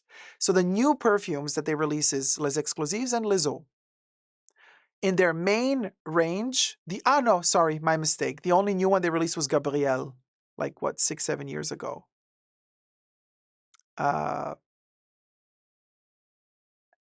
And that's that. They're not, they've released more Les Exclusives and Les Eaux perfumes than they did main range perfumes in the past 10 years. So since 2010, you have to think about it. It's been 15 years that Chanel did not release a new male fragrance that was not a flanker. Okay, they released Bleu de Chanel in 2010. And that's it. Ever since then, it's only been flankers. For men.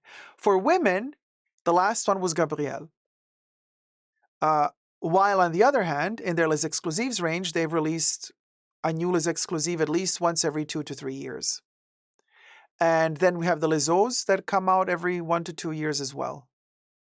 So there's a pattern there, you understand. But anyway, Givenchy, Fall-Winter 2025, Prêt-à-Porter. Sarah Burton is the designer. Good old Sarah. And Givenchy Fall 2025. Child, let me cover my eyes before you start the video, says Emotionate. Well, I'm going to drink my Red Bull. So the video is taken from the Givenchy YouTube channel, so it falls under fair use because we will be reviewing the collection. The music, as always, has been changed to copyright-free music. Some of you sometimes complain about the music. Y'all, it is what it is. The music is what it is because we got to have some form of music, and if it's copyright-free, I'll use it. Sometimes it's ratchet. My apologies, but it is what it is. Hi, Holy Grace. Closet Hunter, how long has the live been going? Usually you see it underneath the video. It says live started then and then. I have here 1 hour, 42 minutes, but the waiting room was 20 minutes. So it was like 1 hour and 20 minutes it's been going on. All right, let's watch the show. Good old Sarah. Oh, okay. So from Alexander McQueen to Givenchy. Well, good to know that this is Fall-Winter 2025. So let's all go to the swimming pool. I feel we've seen these jackets a gazillion times, haven't we? And also, is it just me? I feel like Givenchy has still not recovered from the travesty that was Riccardo Tisci. He epically effed up that brand, in my opinion. And I think Givenchy never recovered from that Burrino style that he introduced with the Rottweilers and the little white stars everywhere. Disgusting! So I feel like Sarah is now trying, but oh man, it looks like those boots with the logo. What is she trying to do? Like Givenchy does Dior? You know what I mean? Like Je Dior, or like with her little statements like Maria Grazia Chiuri does for Dior. But at least a little bit more curvaceous lady. Look, the first healthy looking woman on the runway. She's gorgeous. I'm not so sure I'm liking these. Oh, okay, yeah, this is giving me very McQueen inspired with the dégradé. The ombre, in this case, of that trench coat with the chevron. Houndstooth-esque. It's chevron though, not houndstooth. Oh, this is bad, you guys. Like, it's giving late 90s, like a little bit of Y2K, but then also like the shoulder pad is 80s, but the waistline is 90s. Oh man, the logo on the shoes. I don't. You guys, look, Sarah. She doesn't have it easy though, because, like I said, I think Givenchy never recovered from Tichy. That bag is not giving anything, you guys. Oh no, not that. Like the corset overall. The tailoring. She's trying to give us McQueen tailoring, you guys, for Givenchy. Savile Road, baby. Savile Road, baby. In Paris, though. Girl. Oh, bless. She tried. I mean... And I repeat, this is fall-winter 25, okay? All these mini skirts and mini dresses. How is this winter? Maybe in Australia. But, oh, well, maybe she's commenting on climate change. And this is, you know, like, what winter? We have no more winters. This winter was not that warm, though. Okay, here's a winter jacket. Those sunglasses are disgusting. Yeah, this is elegant. This could have been like haute couture vibes. This dress. With pockets. Yeah, I mean, it's...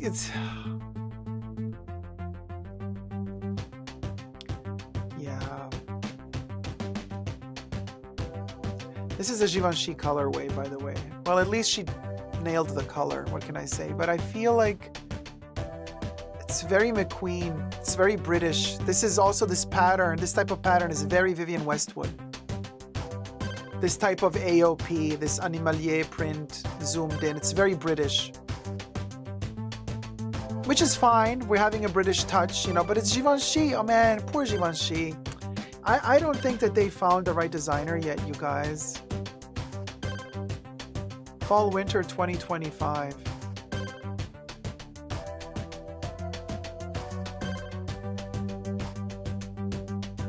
Some of the people in the audience are not even looking. They're not really. Hey, look at that dude with the gray hair. He's like, whatever. Oh, this is also giving me haute couture vibes with the embroidery and the stitching. The skirt is lovely. Yeah, this is kind of cute. Yeah, okay. But it's more haute couture than Pret-a-Porter vibes, right? The bag, no. The coat, okay. The sunglasses, no. It's so dated. That's the thing. Like, where's the... Oh my God, what is that thing? Monstrosity. With these golden clutchlets. No. That's so 2005. And this? What the hell is this? Leftover cosmetic bag? Cosmetic compact? Powder compact? What the hell? What is this? Designer student end of year exhibit? Oh my God. Why did she do that? Like, why? Like, to say what? Like, oh, look at me, I'm edgy.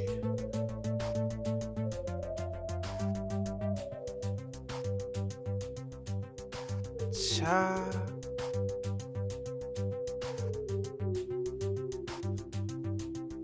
Yeah, okay, the puffy thing. Very Snow White and the Seven Dwarfs.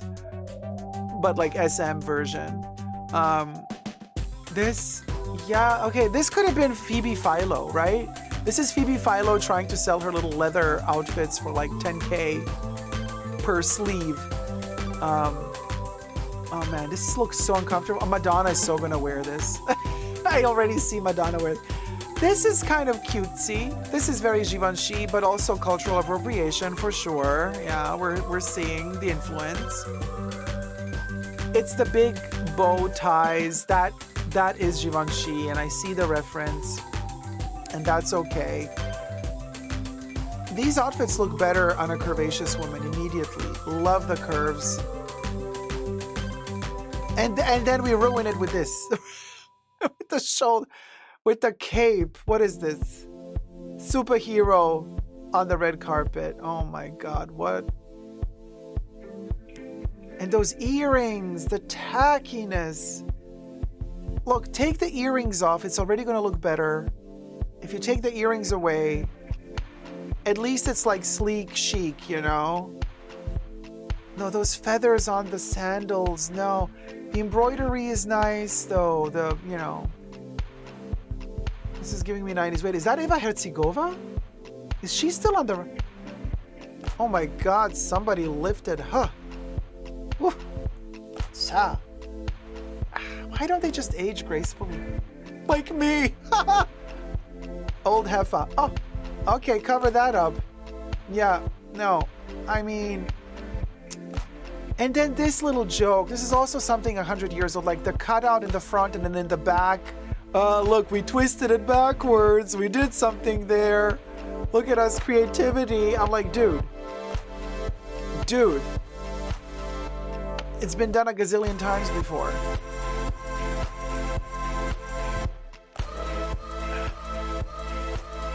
The loofah sponge sandals, heel sandalettes.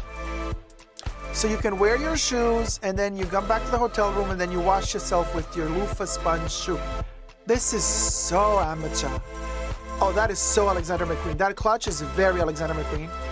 But those bedazzled crystals, amateur. It's like, oh, finally I have access to all these big chunky crystals. Let me put them together and make something. Like, let's make a little top out of it.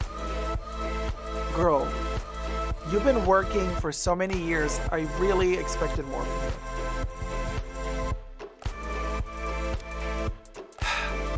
So look at the loofah sponge shoes. So uninspired. Yeah, Robbie says, yeah, that clutch was very McQ even, not even McQueen. Here's another loofah sponge. Coming through, everybody. Also giving me like, oh my God, the tragedy. It's also giving like Demna for Balenciaga from a couple of years ago. Oh man. And plus this color is hideous. Hideous color. This is a terrible color. It's not green, it's not yellow. It is such an ugly color. Like you're not gonna... This is too ugly to even be seasonal. This is the color you don't buy. This is the color when you go to the store, you go through all the colors. This is the one you put aside for it. My tutu was that color, it's the cinnamon roll. Yeah, when you were like 10.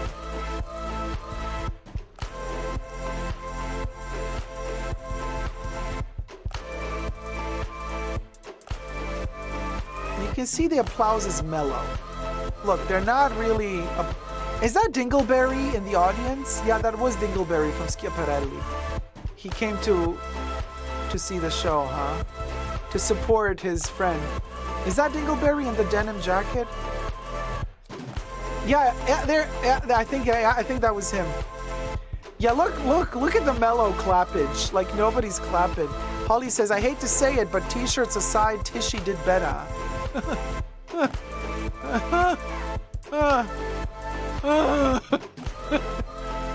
KDF says very disappointing. Velasco says boring. Sympathy clap says emotion engine. Hubert de Givenchy isn't being referenced, says Kelly Carrick. Weird show. Look at the compact. Oh my God. Okay, is Sarah gonna come out at the end, or is she gonna be embarrassed to come out? No, the powder compact dress. Like, and because it has all the compacts attached to it, it's gonna cost like $30,000. Yeah, it is Dingleberry. There he is. Look at him. He's like, applauding. Well, Dingleberry, she did better than you did. So shush. Eva Hertzigova, darling. One eyeball is like lower than the other. I don't know what they did to the poor woman.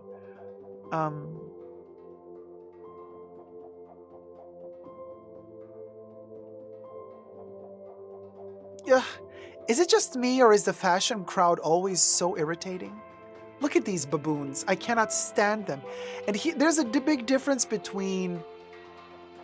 You see immediately in the audience who is an influencer, who is a buyer, who is friend to the maison. Like, you know, Dingleberry was invited as a friend to support. You see the difference. So like, who's a buyer, who's a client that's been... look at Susie Menkes. You see, she's also there. And they seat them all in different sections of the show. So you're going to have the influencers all jammed in one place. You're going to have the VIPs sitting in another place. Oh, Sarah, darling. Oh dear. Oh dear, dear Sarah. Oh, bless your heart. Better luck next time, babes. Better luck next time, okay? And then you have the people, the buyers of the boutiques. Then you have the buyers of the Givenchy standalone boutiques. So everybody has a different compartment. Then you have the press. And you see immediately who's who. And the worst are the influencers. The influencers always have the shittiest attitude. The influencers are the ones at these shows that like sit with the sunglasses acting like what? Like I'm important. I'm important. Let me tell you something about those influencers, okay? Because I know from the shows that I coordinated, those influencers, they don't have the money to buy any of that shit. They don't have the money to buy any of that shit. You borrow them an outfit that they have to give you back at the end of the show. They don't have money to stay at an Airbnb or anywhere. Although I say boycott them because you don't do that. You don't, okay? Allegedly. Here's the thing. You do this, and then you don't have the money to pay all of this. And yet, you are the one on the runway as an invited guest who acts like you own the place with an attitude, with the snobbery, okay? From my personal experience, the people that are the kindest and most gentle from the invited guests are actually the ones that spend a ton of money with the brand. They are loyal customers. They are like the big spenders. They actually have the money. And they actually usually are the ones that behave the nicest and don't have an attitude. But it's the ones, it's the, it's the vultures, the parasitic influencers that are invited. They are the ones with the attitude, but they don't spend a dime on the brand.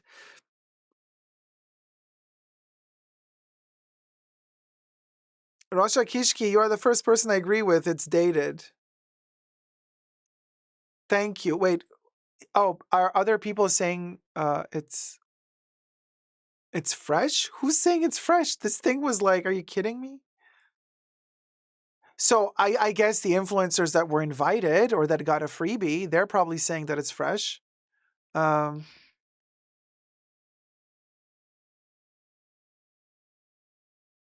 no, the behavior was just pathetic, really. That's that. That was Givenchy Fall Winter 25. Now let's head on to our community spotlight of the week. Check out our one of the two top commentators, subscribers of the week. We got Skybright and Claudia Bowles. Weekly highlight. This is YouTube actually recommends this. Weekly highlight of your most engaged audience members, including your top commenters. Thank you so much, Skybright and Claudia Bowles, for being so loving and generous with your comments and your likes. Thank you for supporting the Fashion Bunker. Thank you, thank you, thank you. That was our community highlight of the week.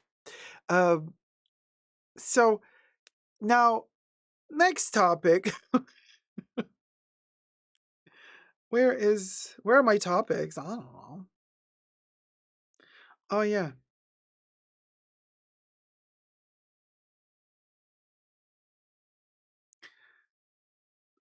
Rasha Kishki says a lot of YouTubers said it was good with interesting cuts, etc. Oh please. Since when do we trust YouTubers? Speaking of YouTubers,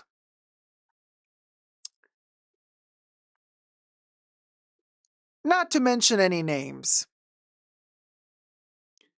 but if you're gonna go on your channel and start talking about how bots are attacking you all of a sudden, and then you're gonna start throwing some subtle bullshit shade into the camera with subtle threats, acting like, oh, I know who sent the bots over to my channel. Girl, Just because Absolutely not. just because Absolutely now not. it's a problem for you, you think the whole world revolves around you? And so now it's a conspiracy. Other luxury YouTubers are paying those bots to attack you. That's what you think in your deranged mind. First of all, welcome to the club, Miss Thing. All of us have been dealing with the bots attacking us since years. Since years, we've been dealing with bots attacking our channels. But have we made videos crying about it on camera, accusing other luxury content creators for having sent the bots to attack us? No. No. So have a little bit of decorum, okay? Yeah? Tone it down a bit, yeah? Because, like I said, the world does not revolve around you. You're not the only one who has this issue. It's just that the rest of us deal with this in a different way. For example, when I post a new video, immediately, the second I post a new video, a ton of bots comment on the video. I cannot say that word. So, a ton of bots, they either try to sell, fake bags, give you links to replicas, or they are the bots that promote, you know what I'm saying? I can't say the S word. I am then the one who has to moderate my own channel. So, YouTube world, to you, content creator who's accusing others for sending bots your way, in the community guidelines, it actually says that you have the responsibility on your own channel to moderate the comments on your own channel. So while you just ignore it all and are now moping in your video, assuming, claiming that somebody is boycotting you, instead of doing that, why don't you spend the time to actually block off all those bots, like all the rest of us are doing, like all the rest of us have been doing for years now. But no, you are the princess, so because it happened to you, now the world has to stop. Whose fault was it? I think I know whose fault it was. Girl, please. We're going to start that game? We can start that game. It's not going to end well, though. Okay? Good. Now, having said that, Holy Grace is right. It's insane that YouTube does nothing. I am very disappointed with YouTube lately, extremely disappointed, because they have done some things lately which they have enabled and allowed certain things lately which are disgusting, in my opinion. And also, unless you're not a top earner on YouTube, unless you're not a huge channel that brings in a ton of revenue for them, they don't care about you. Okay? If you are a big content creator that has a ton of subscribers, they will assign to you a private manager, a YouTube manager, a so-called YouTube manager that you can contact in case you have any trouble. Okay?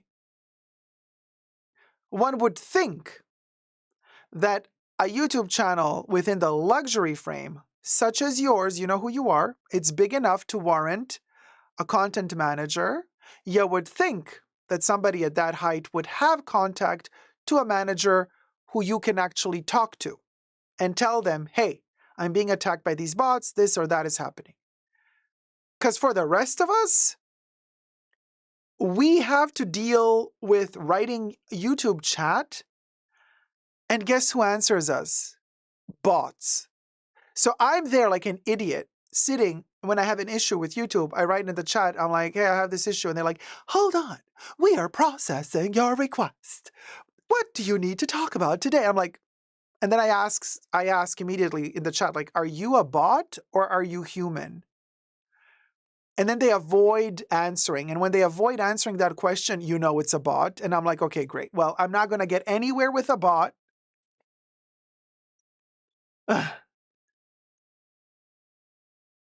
So YouTube has made egregious mistakes when it comes to my channel. And it is really hard to get any accountability from them. Okay? Really, really difficult to get acknowledged that there is a mistake, and also to get them to fix their mistake, and then to get them to say, oh, sorry, we're going to do better next time so that this mistake doesn't happen. Good luck with that. Good luck with that. So, and I'm not joking, you guys. I'm not even kidding. With the current state of affairs of the world and how YouTube is also going, we are live streaming by a miracle. By a miracle. We are hanging on a loose thread because, like, I'm not even kidding you guys. At any given moment, they can just cut the cord. It has come to that. So, anyway, Matt says AI is coming on strong. Quite so. Is this a topic to film with the robots or not?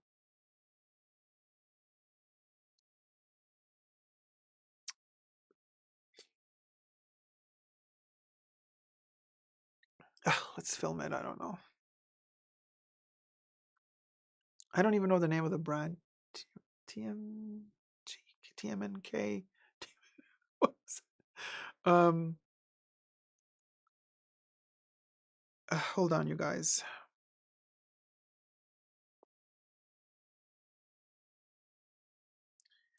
Wait, did I send it? What did I send it to? I didn't even send it. I can't even find it anymore. Hold on, you guys.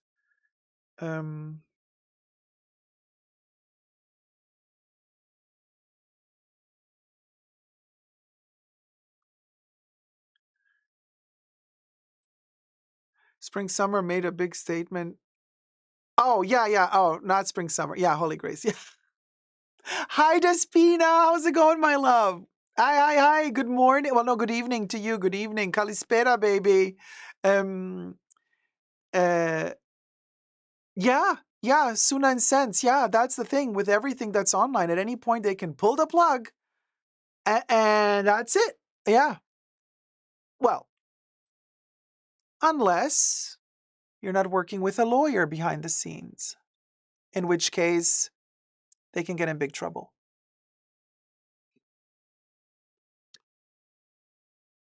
Oh, Sid. It's Sid, by the way. Suna and Sense Sid. Hi, Sid. Kalispera Dacob. And today I had a major issue with my internet provider, says Tommaso, and all the bots. WTF, I had to go to the store to talk to someone that could actually solve the problem. Yeah. It's insanity. Eh, So Holly Grace, actually, thanks to 5 Foot Nothing and her husband, they have backed up all my content. From the past years. I do have a backup, but what good is that going to do me if I have 0 subscribers? And I have to start. It took me 11 years to build 70,000 subscribers. If they take everything away from me and then I have to start from 0, girl, I don't think I would. um, at that point, I would just be like, you know what? Let's just call it a day. If people hate me so much that they, want to completely eliminate me, then I'm just like, you know what? I'll just live my life sipping my tea and enjoying from a distance. It's fine.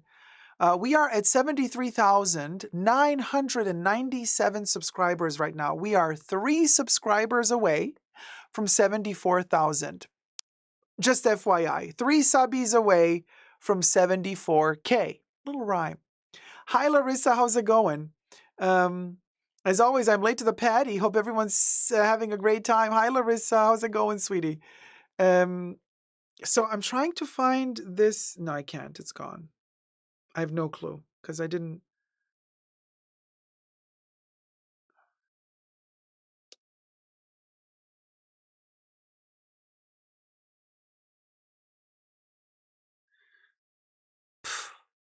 KMNK or something. Nata Dida, are you in the chats? because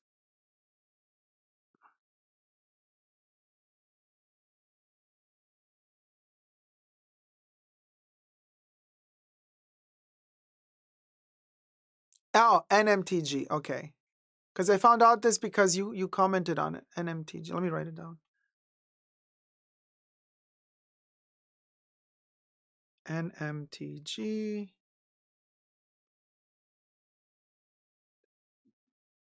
Okay. All right. No, not Adidas. Yeah, because you commented on Instagram and I found this next topic thanks to you. So, but I found it and I found it again. And I couldn't find it, but I found it again. Yeah, NMTG. Okay. Thank you, Holy Grace. You'll get 74K soon and 100K this year, I think. Well, the way it's going, from your mouth to whatever, whoever ears are up there. Sarah says, how many members? I remember a while ago, someone said, if you got a certain number of members, there were some extra emojis that became available. Correct. So, Sarah, with every new block of members, you get to unlock new emojis. But here's the twist. The higher the members are, so like the more emojis you unlock, and the higher the number of members you need for the next emoji. So let's say like the first 5 members, you get an emoji. Then the next 10 members, you unlock the second emoji. Then the next 40 members, you unlock the third emoji, you know? And so at a certain point, it becomes like you need 200 new members for the next emoji. But I can tell you, for our next emoji, we need 10 more members to unlock the next emoji. So we are 10 members short. There you go. High Priestess Shakti Taropist. Dacob, hi. I saw an article yesterday about how Bill Gates says we are 10 years away from AI replacing teachers and doctors' positions. It's a possibility. I wouldn't rule it out. Yeah. Who knows, though? In 10 years, look, I don't know about you, but I'm just trying to get through this week. And then baby steps. And then I'm trying to get through next week. And then the week after that, like I don't even look 10 years from now. Like I do not dare. I do not even dare to think how 10 years from now is going to look like, honestly. One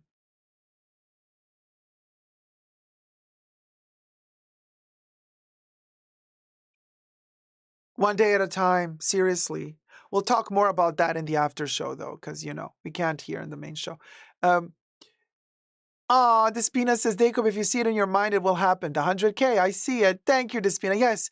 What's it called? Projecting. We have to project, and then it happens. And anyway, all right. So let's do this topic, y'all. Thanks to Natadida for raising awareness. Hi, everybody. Dacob here. Welcome back to the Fashion Bunker. Listen, robots and AI taking over the world. Yes, we've heard about this, and everybody talks about it, and we're bored about this topic, right? Except when it becomes fashion. Well, apparently at, I think, Shanghai Fashion Week, a robot and a cyber or attack guard dog robot hit the runway, fully dressed up and bedazzled. Can you believe? Subscribe to my channel first and foremost. We're going to check out the pictures, and I want to know your opinions on AI taking over the runway and robots taking over the runway. But subscribe. Let's get to 100K subs. Some of this video and everything I say in this video is for entertainment purposes only, not rooted in truths or facts. Everything's alleged and just my opinion. Blend in the picture from the brand NMTG. This comes from China Daily, the picture. So the fashion show begins, and there's a robot and a dog robot hitting the runway.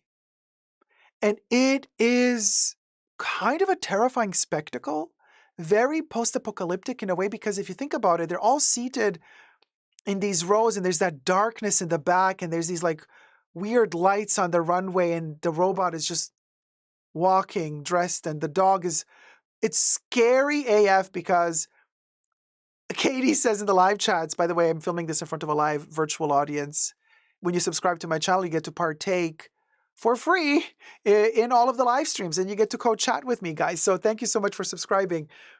And Katie's scared. Now, listen, the show begins in silence, and then this like creepy kind of music starts, and you hear a person narrating a poem or just like conversation.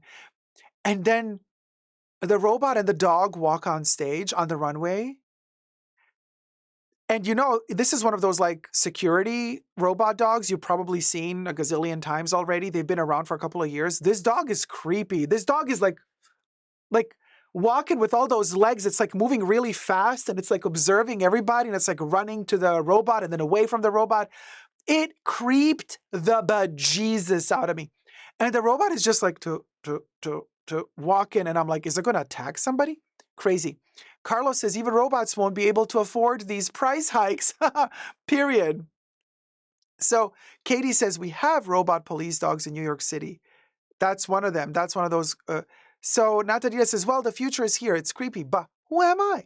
Just old-fashioned woman. But okay, so let me show you the next picture. What do you guys think? I want to know. So everybody's like photographing it, filming it. Participating in the runway show. Okay, NMTG, right? That's the brand. As far as, yeah, NMTG. This is the outfit. I honestly, what do you guys think? I want to know in the comment section down below. Like, are we good with this?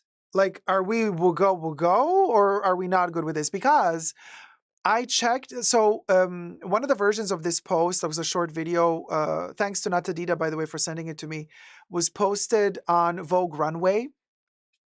And what did Dacob do? Of course, I jumped immediately into the comment section. And I was thinking to myself, what are people going to say? People who are like following Vogue Runway, what are they going to comment on this? Interestingly, I was very surprised because I expected people to say, you know how fashionistas are. They're going to be like, oh my God, this is so cool. Yes, amazing. Yes, queen, period, you know? No. Instead, people were, I want to say, I haven't like read all of the comments, but for the comments that I have read, over 90% were like categorically anti this. They were like, no. No, absolutely no. No. Like nobody liked it. Everybody was immediately no. Now, the robot and the dog opened the show, but it's not like the whole show was this, I believe. So we do have like a moment when a model actually does come out and interacts with the robot. It just keeps getting creepier and creepier.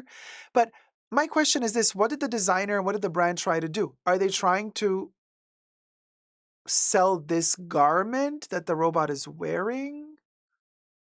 Or I didn't understand the text that was being read during the runway because it was in an Asian language. I don't know if it was Chinese or Japanese. I couldn't hear it very well. So I couldn't understand what the voice was saying, if it was narrating some sort of vision of a dystopian future. I do not know. But alone in itself, like just seeing this on the runway, I think to myself, what's the message here? Why is the robot on the runway? Thomas says it's a gimmick and kind of old at that. Emotion Engine says it's a gimmick. They wanted their show in the press and evidently it worked. Natadita says soon those strips will be the only thing we can afford. Oh, no, we cannot if these are made out of moire silk or some special fibers. Girl, good luck affording the strips. The strips. We are not ready for this, says Cloud 2000. Maybe in 100 years. Let me show you the next.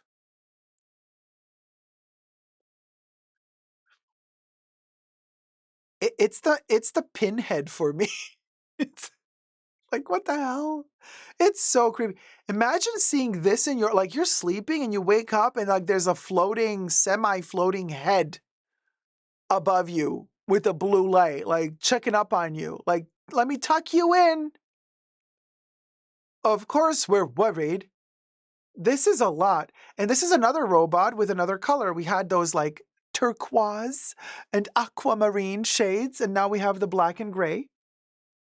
Maybe it's just a little vest or a little type of scarflet. I don't know.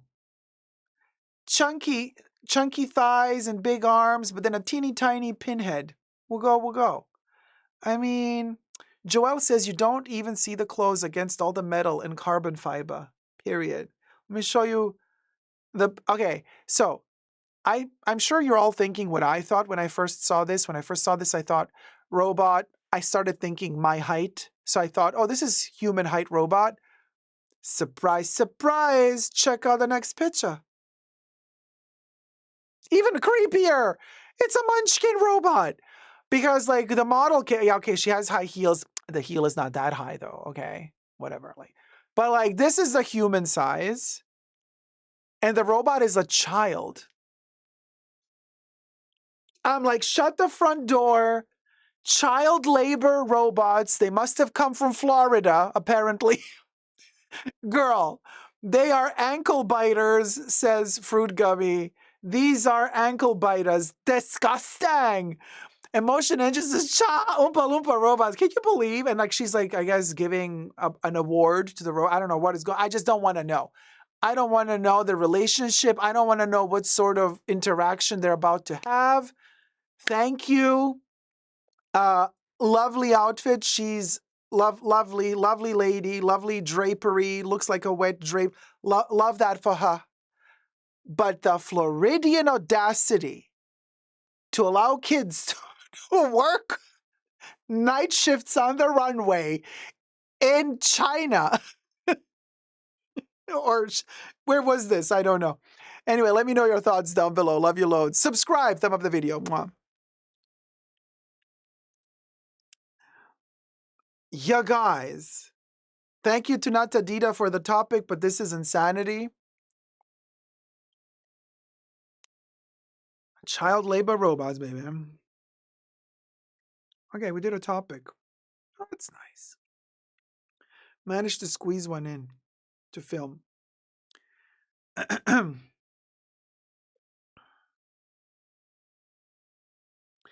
In other news, one of my favorite still living movie directors just announced that they're going to be receiving very, very soon their star on the Hollywood Walk of Fame, John Carpenter. And I wonder, why did it take him a gazillion years to finally get his star on the Hollywood Walk of Fame?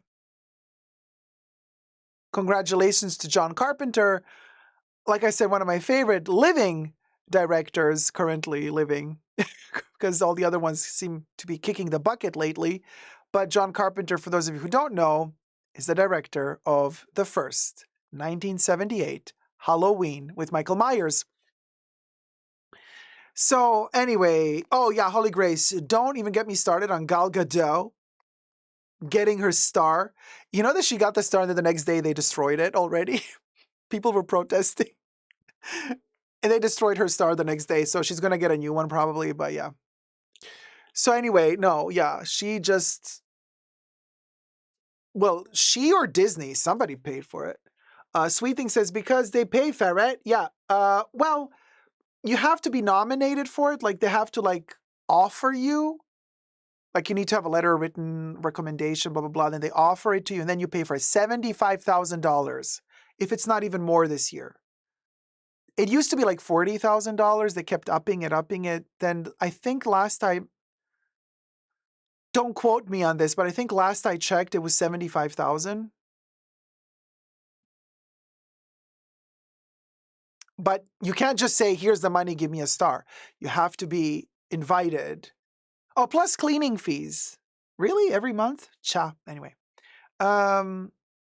Oh, Larissa says, this morning I went with my friend to the city, went browsing to YSL, Louis Vuitton, Chanel, and Burberry. Then we were exhausted, so we went to Gucci for a coffee because the people there always offer a drink. Ah, that's fabulous. Demi Moore deserves one. Has she got one? She's amazing. I don't know, Holy Grace. I have no clue. I just know that Jenna Rollins has a star. I go visit her star every now and then because I love her. Marilyn has a star, of course. David Lynch.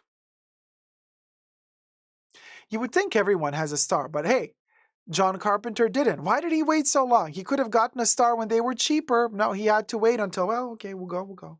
So anyway, let me refresh my new makeup. Can we? We'll go for a second.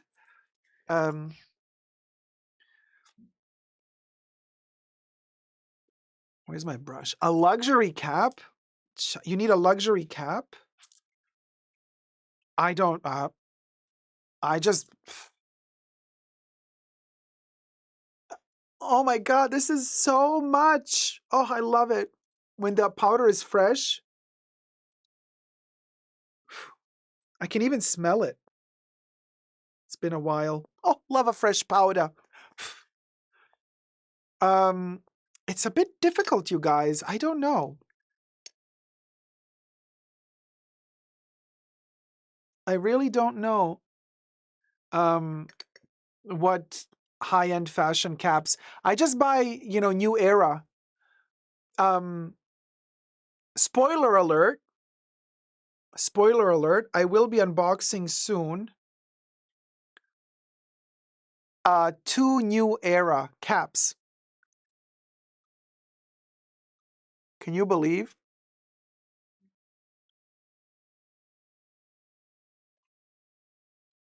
They're on their way. They might even arrive. No, today, no. They might arrive on Sunday. Oh,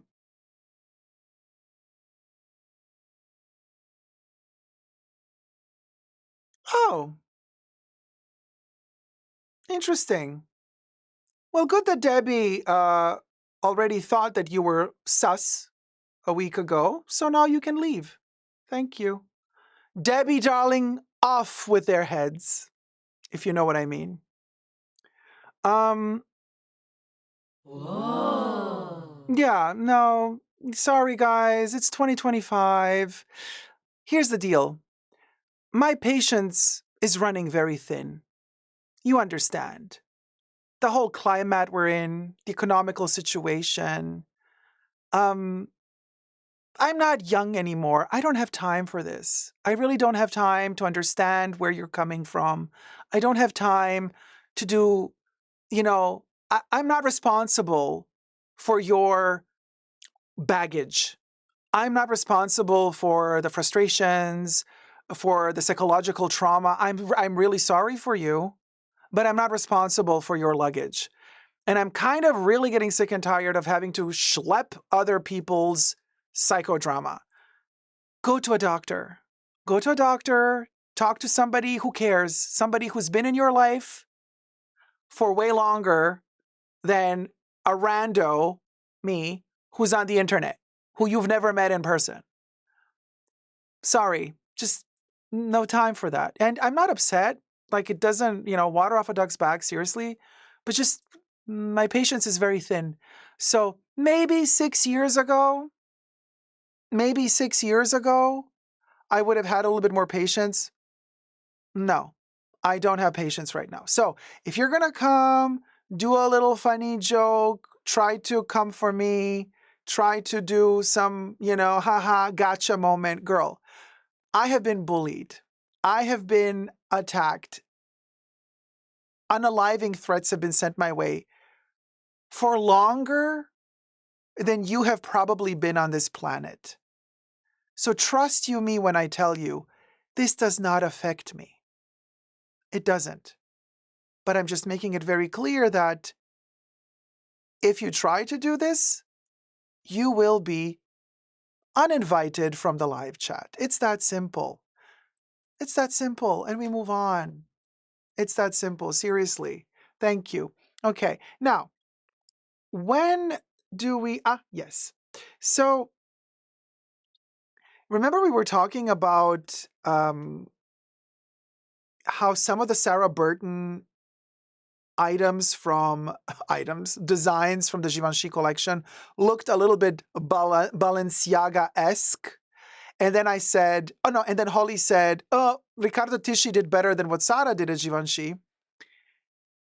Well, now the news has it, and I'm not so sure if this is like official yet, I don't know if it's official or not official, but people are talking.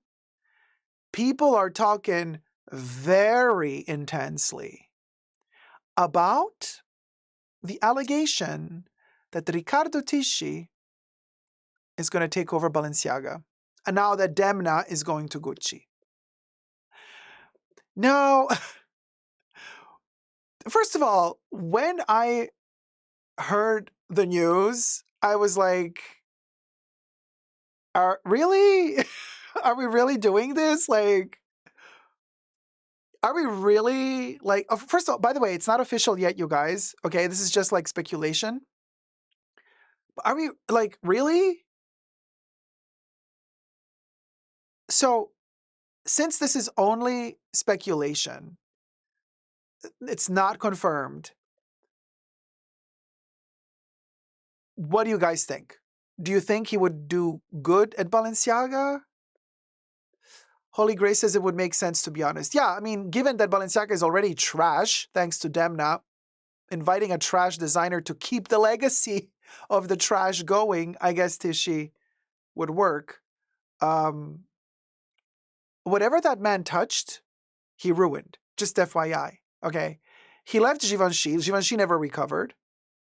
He goes to Burberry, and they kick him out as soon as possible. Okay, he did not do a good job at Burberry. Where did he go after that? What did he do after? I don't even remember. What did he do after Burberry? Did he do anything after Burberry?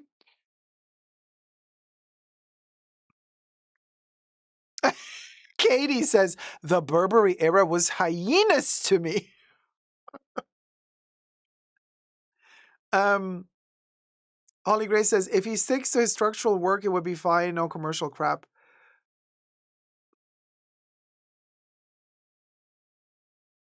T-Pal says, why would he change now? Bosses hired him for his prior work, not what he changed into.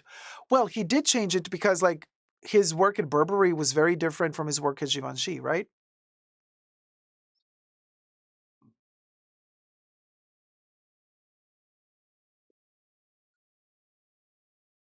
Holy Grace is like, OMFG, I am an OB Burberry client, and the TB era was woeful. Okay, now these abbreviations, TB, are these the names of this OB or OG Burberry client? Cha, you can't abbreviate with me.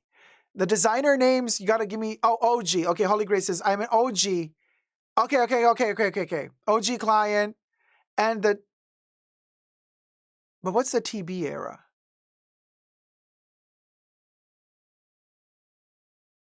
Oh, Tisci Burberry era. Oh, the TB logo. Okay. Gotcha. Yeah. No, woeful. Yes. Larissa, he's not ginger. Who's the ginger guy? No, Riccardo Tisci. No. He has black hair. Well, turning white. He's like a Roman, like from Roma, Italy. Dark hair.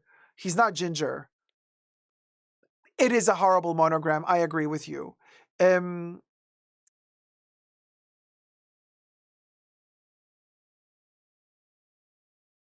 Yeah, he did slap TB and everything. And it was it was like a TB, and then the B was kind of holding on to the T. It was disgusting. Hi, Foodie on the go. Oh, love to you too, and love to Bali. Yeah. TB abbreviation for Thomas Burberry. Gotcha. Thank you. Yeah, thank you. Even Aish, and she loves her British stuff. Even Aish says it was as horrid. Daniel Lee is not ginger. He's blonde. Wait, did I miss something? Is Daniel Lee ginger? I thought Daniel Lee was blonde. Am I having a Mandela effect moment? Wait. I thought Daniel Lee was blonde. Is he ginger?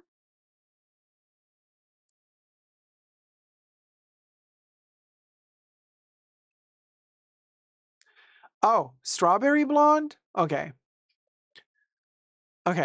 Rock Punk Ballerina says, when they did TB, it just reminded me of Tory Burch. It's also true. Very Tory Burch, yeah. I wonder how Tory Burch is doing. Hi, Tory Burch.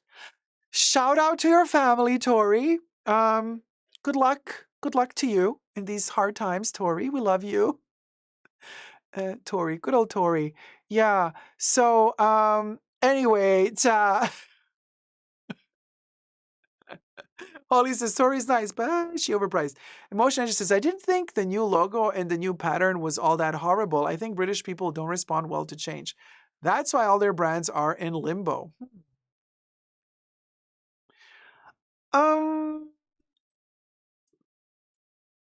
Yeah,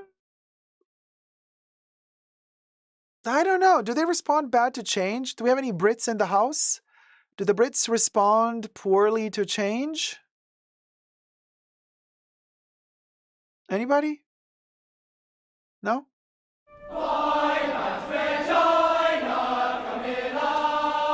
Well, that part though, yeah, no, the aristocracy has to stay. The what's it called?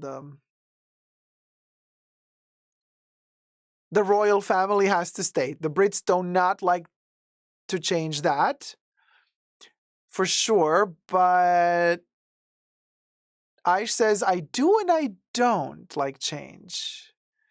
Huh. Oh, Thomas says, no, they are normal with change.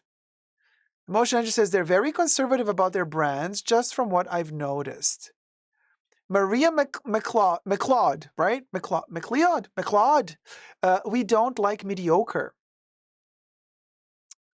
Of course you don't, Maria. That's how you watch me. Sorry, I had to plug myself in. Oh my God, that was so shameless.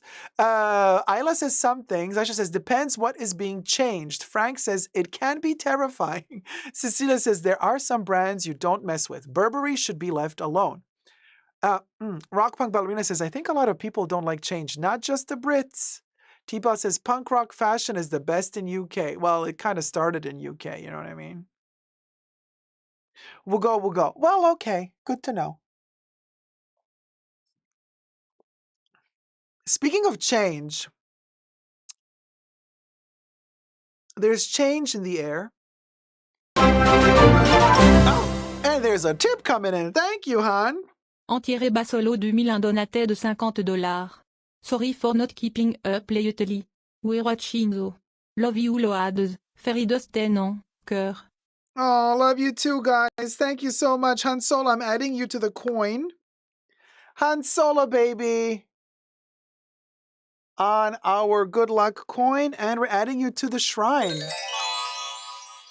At the end of the live stream, we're going to pull out one of the coins, and if your name is on it and you're still in the chat, you get to ask Mr. Predicto a question about the future. Be careful, though. He is ruthless in his answers. So maybe don't ask too serious a question because, you know, it's all...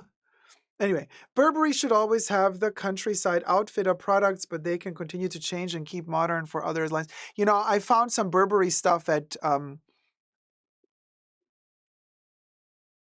Goods and Marshalls lately in their discount section. Can you believe? So that's Burberry for you.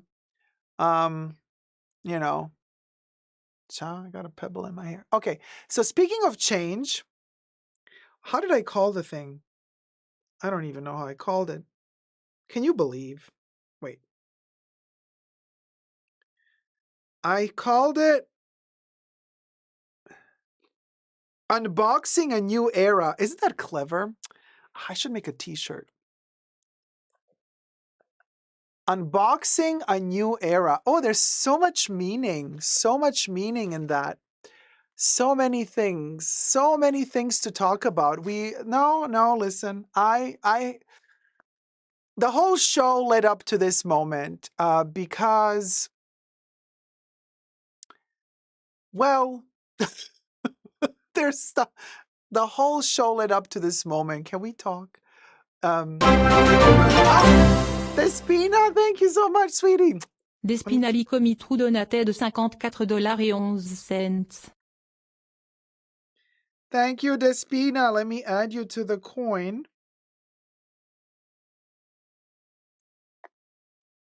Okay, gotcha. Despina is on the golden coin. We can fake it, Despina. We can say it's an ancient Greek coin, okay? In bronze. Thank you so much. Ah,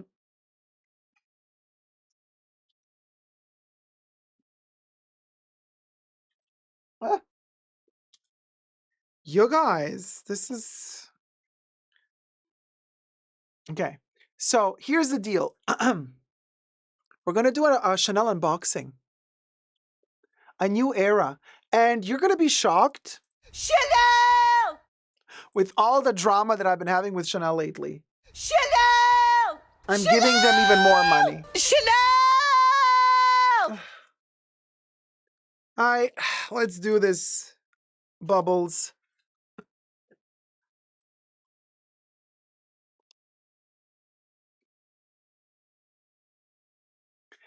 We got ourselves an unboxing today. Believe it or not, this is a little bit insane given all the drama that I've been having with Chanel lately. To give them even more money, I know.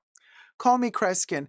But I think this is the dawning of a new era. This is a new unboxing era. I think we're beginning something new. I am giving them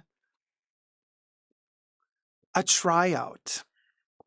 I've been wanting this little thing for a while, but it's been years that I was pulling it off or postponing it and saying, you know what? No, not going to happen. No, I've been very disappointed ever since 2022. For those of you who follow my channel, you know what that means. And I'm ready to test something. And there's a reason, there's a method behind this craziness of mine, okay? There is method. Trust you me, there's method. But you will understand the whole thing only if you stick with me through the end, till the end of the video, because there's a whole thing. Okay? So first, I've got a couple of things. And even though it's in the black bag, it is from the beauty boutique. But a couple of things. So I got myself, first of all, another set. We're going to get to the main attraction in just a second. But first, let me show you. So I am kind of on my journey and quest to complete the collection of the 35 milliliter Chanel Les Exclusives bottles, right? The 35 ml. And they come in these coffrets of 5. So this detail about these and which 5 I got, I'm going to do an extra video on my perfume channel for this. So just letting you guys know that I got the perfumes, but this video is not about perfumes. So I'm going to put this coffret back in. And it's really difficult to collect them because they don't have all of them. And then you got to see if another boutique can send them over or not. We still don't know if this was a one-off thing, if Chanel is going to restock the little 35 ml bottles. So this is the coffret. But of course, I ask always kindly to leave the bottles separately for me to then put them in the coffret at my own discretion. So inside here, you get to see the actual bottles. They're in here, right? There they are. Okay. But all that detail is for the perfume channel. So we're going to talk about the Les Exclusives more in detail later on another channel. Essentially Dacob. ESSENCE minus TIALLY. Essentially Dacob. That's my perfume YouTube channel. Go follow me there. Thank you very much. Now let's get to this part of the unboxing. Okay, so I have been missing this in my collection since forever. And I am leading a type of lifestyle currently that warrants more this than it did before. So once I unbox it, you're going to be shocked, but I'm giving this a try for several reasons. You best believe. Oh, cute. This is a true unboxing, by the way. I hope there's nothing that's gonna fall out of here. This little stickerlet. Little pouch. Ooh, okay. Okay. And it's been 3 years. 3 years that I have not purchased leather from Chanel, and I'm giving it a go. I am giving it a go. You guys, it's been a little bit squished in there, but this is just a vanity. Yes. Several reasons why I got it. I need something without a handle, and I need something without a strap because my hair is long and I can't do Chanel bags on straps, and just it tucks my hair all the time. So when I go out to dinner or something, I need something to put my documents in here, my wallet, cards, perfume, tissues. It all fits. It's a perfect fit. I know it's a vanity little pouch. Technically, it's a vanity pouch. Yes, I don't use it as a vanity pouch. So this thing is going to come with me, and you just put it on the table flat when you're eating somewhere. This is going to be my little clutchlet, okay? And I don't have anything like this from Chanel. Never did have something in this size that warrants that type of lifestyle. Just saying. But of course, it has this gorgeous, hold on, let me just take this out. It has this gorgeous interior, which is burgundy, because, you know, when Chanel does black on the outside, it does its classic burgundy on the inside. And because it is from their beauty collection, it comes with this nylon type of padded, almost like a nylon jacket material with this little pocketlet. It is so awesome and fluffy and puffy and squishy and soft. Now, reason why I got it, I'm like, hear me out. I never recommended getting stuff made in Spain, but I want to test their made in Spain leather. Because I'm like, if Italy is failing us, if France is failing us, let me see how Spain is doing. So I'm like, because I'm not to throw any shade at Spain. Spain has some of the best leather artisans out there. And I'm talking small manufacturing, okay? Like small manufacturers of leather. Spain is very, very highly reputable for leather. So I thought to myself, if Chanel is sourcing out these little babies to Spain, okay. First reason for me to try it out. Second reason, I don't want to wait till another price increase. Third reason, the interior is, it calls my name. Loewe is from Spain. Yes, Cecilia, exactly. So now, this caviar leather, it smells like leather. That's a good sign. Not too deep leather. It smells like leather, so that's okay. It is very, very soft, meaning, and this is already something that's going to put off a lot of people. Not me, not anymore. And that would be the wrinkliness of the product. It is very soft leather. This is not the caviar leather that you have on a Timeless Classic double flap. My Timeless Classic double flap in small has a very robust and thick caviar leather. It's a structured bag. It's also a bag that has multiple layers to it in leather and also in between filling. This doesn't. This has one layer of leather, and then on the inside it has a very soft, kind of rinsable, not washable, but with a wet cloth, you kind of are supposed to rinse it. It's a cosmetic pouch after all, right? So this one is soft, and as you're kind of using it and bending it, you will see when you do this, you see how it kind of, it goes very much into this very soft, wrinkled up scenario. Yeah, it's like a pillow. It's like a pillow. It is something that people usually hate when it comes to Chanel bags, but somehow, for some reason, I think it works with this. It just works. The fact that it's all pillowy and very, very soft. So And honestly, I got it because I thought, okay, time to test their leather again. But I'm not going to do Italy or Spain or France. I want to do Spain. Let's see if Spain delivers a better result. This pouch is a staple of Chanel small leather goods, only available at the moment at the beauty boutiques, not in the fashion boutiques. It used to be available in fashion boutiques with a metal pull tab. They have updated that to a leather pull tab to make it look a little bit more elevated, because the metal pull tab is the same type of pull tab that you get on their freebie pouches. It has a double C on one side. It would have like a double C down here. And then on the other side, it would spell out Chanel. So it's a little bit more elevated when the pull tab is made in leather. For me, it's not a big deal, leather or metal. Maybe I prefer a little bit more the leather pull tab, because the metal would kind of fall on the zipper and it would kind of scratch up. It would, the surface of the metal is glossy, usually highly polished, and it would kind of like, roll around and scratch up. So having leather as an update to their predecessor, which was metal, is a good thing.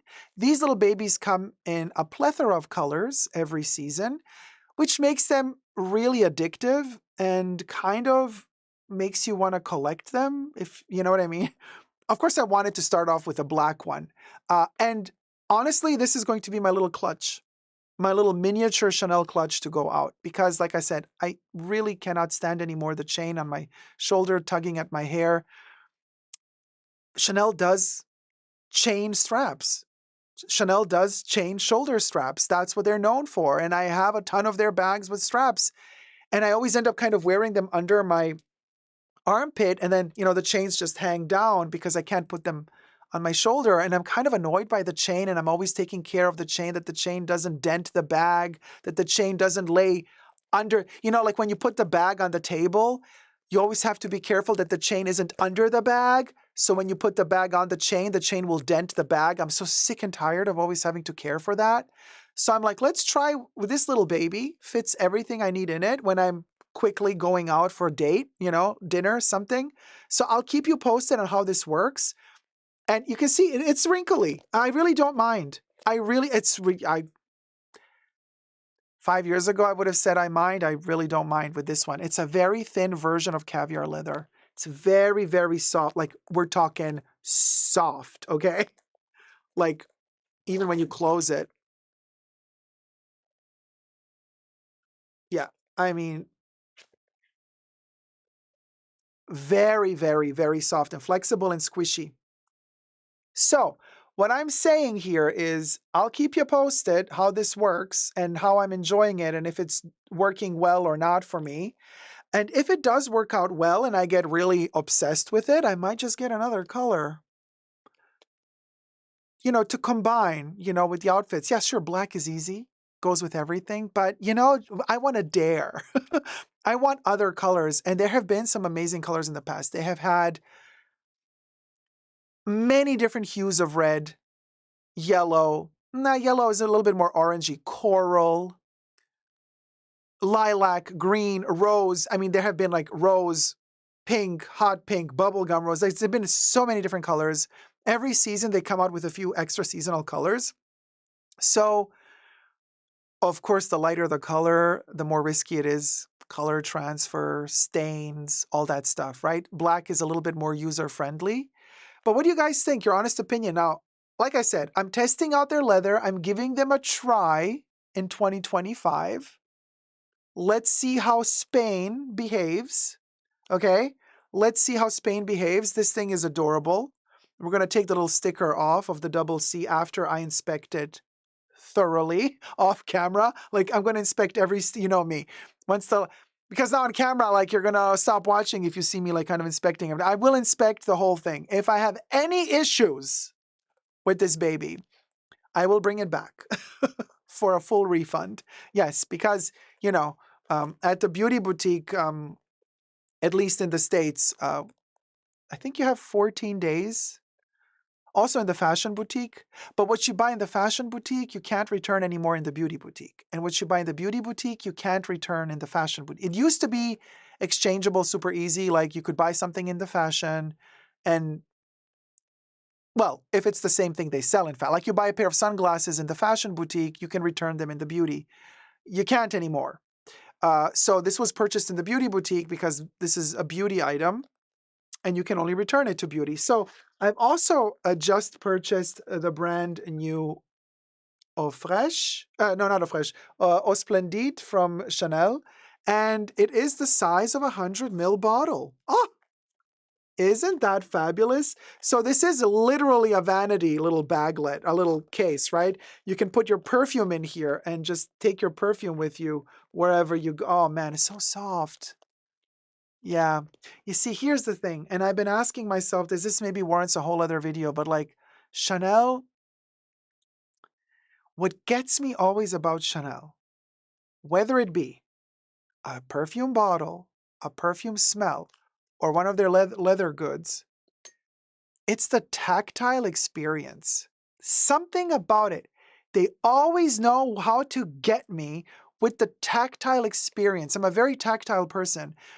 I like to touch objects. This sounds perverted now, but Chanel, they know their tactile experience. They know how to get you like when you touch one of their products, you don't want to let it go.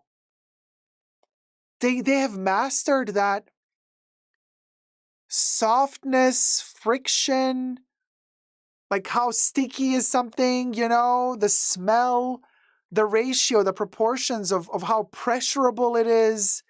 They have mastered that desirability of turning certain puffy quilted objects like this into little cupcakes that you just want to eat. They have mastered the art of creating that product. And I think that's what gets me every time with Chanel. And by that, I don't mean just like gets me, oh, let me buy something new. No, by that I mean also the items that I own in my collection, which I take very good care of. I kid you not, if I have my bag standing out like on the bed, while I'm doing something in the house and I pass by and I see it, I'm reminding myself, oh, my bag is on the bed. I rush in just to touch it and squish it. It calls my name. And then I leave again, right? But I cannot pass by a squishy Chanel leather bag without squishing it. I cannot. It's a need inside of me to do so. So this little teeny tiny booger, okay, so cute. And I thought, you know what? It's not a huge commitment in terms of checking out their current leather situation, quality. It's not like buying a $10,000 bag. You know what I mean? For Chanel standards, this is still under $1,000, which for Chanel standards, hooray. A leather piece under $1,000, hooray. But I mean, it's still not worth the price. For sure, not worth the price. I'm just, me and Chanel, love-hate relationship. However, like I said, we're going to test out the leather. We're going to see how this little baby behaves.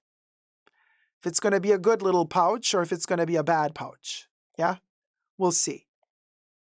I'll keep you posted. Who knows? I mean, the good thing is it also has these little flaps on the side. So like nothing is going to, when you open the zipper, nothing is going to kind of fall out because it has this little,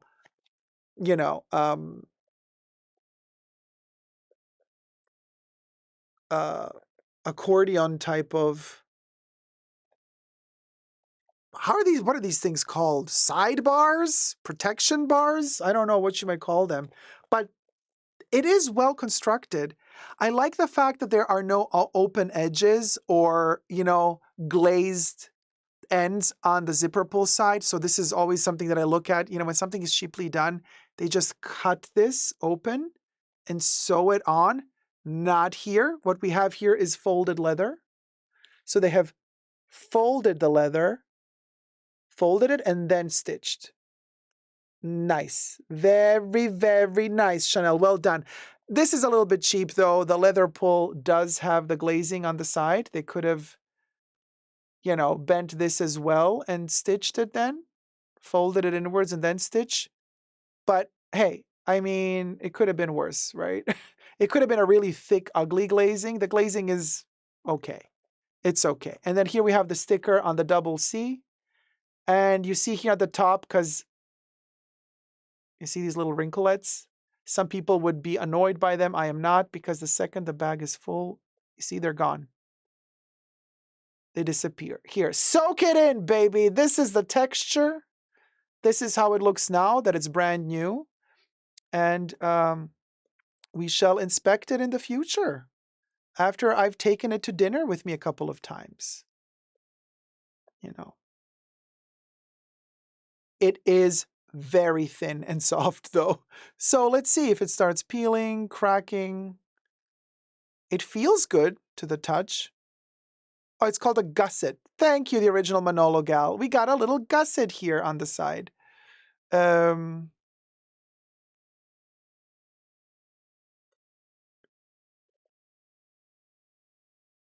I have seen two of these, so I kind of compared the two to get the one with the least amount of wrinkles or whatever. They both look the same. And production-wise, they both delivered the same quality. So, you know, I've had like two in hand to compare to see. But man, and it smells like a new car. Like the interior of a new car. Hooked. Okay, I get giddy. Please don't fail me, Chanel leather in 2025. All right, you guys. So this little squishy baby, I'll keep you posted. Subscribe and thumb up the video. Let's get to 100K and I'll keep you posted. Bye. Yeah. What do you know? Kev says, looks like butter. Corinthian leather. Old joke, yeah. Golden Girls. Do not remove protection sticker or they may not take it back. I returned a cosmetic bag to Beauty Boutique and they were happy the sticker was there and accepted. I'll keep the sticker on as I'm inspecting it. Butter. I'll let you guys know.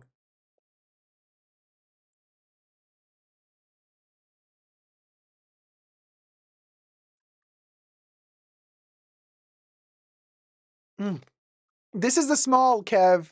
It's the clutchlet that we're gonna take to dinner with us wherever we go. That's what I needed. This is something I never had from Chanel in this size. I do have the miniature 255, which I adore, but the miniature 255 has a chain.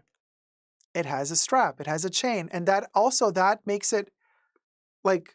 What are you going to do with it? You wear it as a necklace or you wear it on the shoulder. It's very small, right? And then when you put it on the table, it's more or less this size, a little bit bigger. But what do you do with the chain? Again, you have the issue of the chain hanging off the table, putting it to the side, trying to squish the chain, you know? So really, I wanted a Chanel item that can be my little takeaway to dinner with no chains, with no flaps. Zipper is from beginning to end. It fits the bare essentials for me to just go out quickly and come back home. And I did not have something like that. So this is, remember what I was telling you at the beginning of the show? Finding something that fits in between your collection, that you like, something that finds its niche within your collection, like something that you don't have yet, and you might need without buying it and then kind of having a double because you already have it. So that was it. So, oh my God, Kev, are you going to get one? Ah, Kev says, can't wait to clutch together. Oh my God, Kev, they have, okay, girl, they announced 3 new colorways. Shut the front door. Lilac, baby antique rose, and pastel green. No. So, yeah. So we'll go. I'm kind of, oh, the colors are amazing. And I'm kind of like, I have to see them when they come in. They haven't come in yet, right? Oh, Tamara says, Ubrique, Spain is where luxury bags are made. Ooh, chawe, honey, ani chali wada.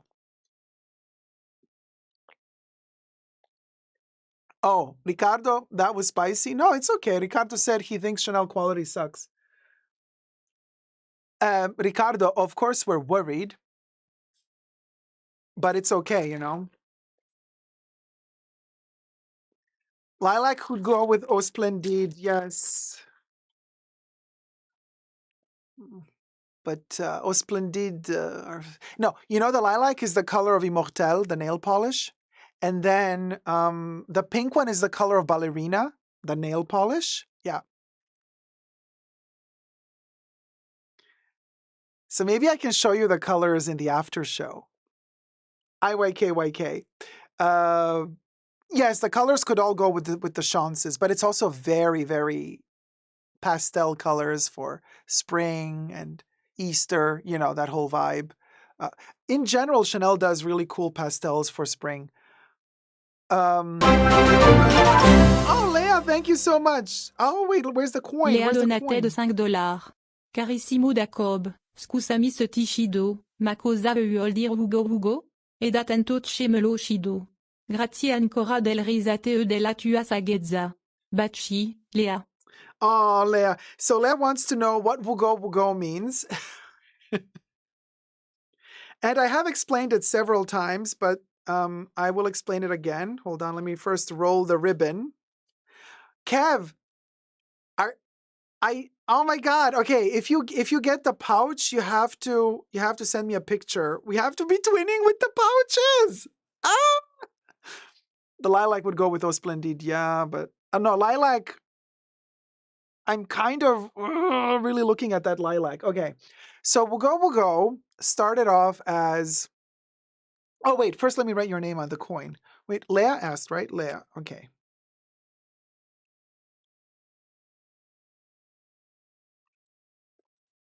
Here you go, Leah, and thank you so much, Leah. And there's another one coming in. I saw Sarah S. Let me prepare that. Sarah Donatet de $5. Thank you so much, Sarah. Sarah S.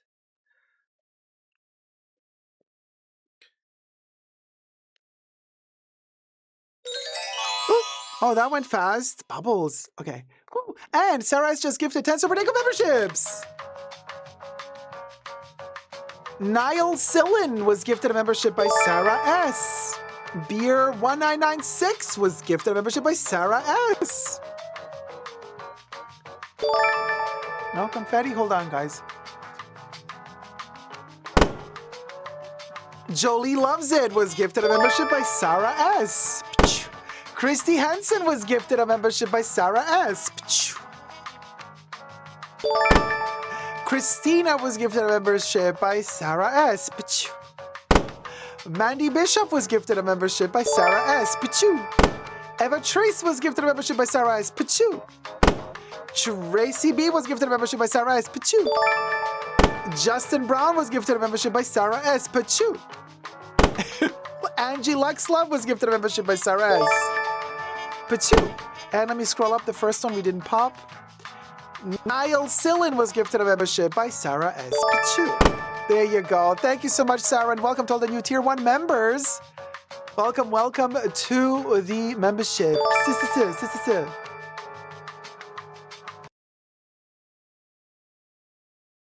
Hold on. Go. Oh, wait, it's still happening? Oh, Justin Brown was gifted a membership. Did I say this? No, I didn't. Did I? Justin Brown was did I? Can't remember. Let's do it. Justin Brown was gifted a membership by Sarah S. Angie Luxlove was gifted a membership by Sarah S. Yay! Hi, Nina. Hi, Corey K. All right. So, what was I going to say? I was going to say something. Can't remember. Well, I need to check out in person. We be twinking with Birkins and Chanel pouches. Oh, Kim! Yes, you got to go to the beauty boutique, and then you're going to ask, oh, I forgot to mention in the video. Aw. You guys. Oh, well. In case you're interested in the wait, I gotta cover the code. Ciao. It's gonna be difficult because the authenticity code is also on the. So I have to cover the authenticity code. How do we do that? I don't know. Like that. Okay, there. But this is the product number. So this is 25 spring summer, but whatever. The black is always available, right? A80909. That's the model. And then material, I think, yeah, material B10583 and the color C3906. There you go. So what was I saying? Oh, Wugo. So Wugo. Basically, there's this lady called Lovely Peaches who she's on the internet. I mean, some people might call her a troll. Some people say she had a really tough life, which I think she did. And she was doing a live stream once, and somebody was, I think, trolling her, but she also trolls back. So somebody in the live, oh, this pouch is so cute because it's softer on the inside. They did a good job with these pouches because sometimes they do like really rough. This one is softer on the inside than on the outside. That's good. So anyway, somebody said to her, asked her a question in her live stream and said, what would you do if you okay? So he said yes, would go. To which she reacted by saying, and that's it. Now, it doesn't mean anything, but she acted like she understood the meaning. That became a running gag. It became a meme. I could never remember the whole thing. Now I remember it, but I couldn't remember it. And at a certain point, I just started saying, what would you say if he would go? And then that would go, I kept repeating it more and more, and then I morphed it into would go. And then I started saying will go twice, meaning in my lingo, I can do a whole conversation with just will go. Like would go. Like it's okay. Yeah, I can do that. Sure, why not? That's what will go mean. Will go. Like, okay, so you want to have coffee today? We'll go. If I say it only once, I'm like, yeah, I'm down. If you say, can I have what, Debbie?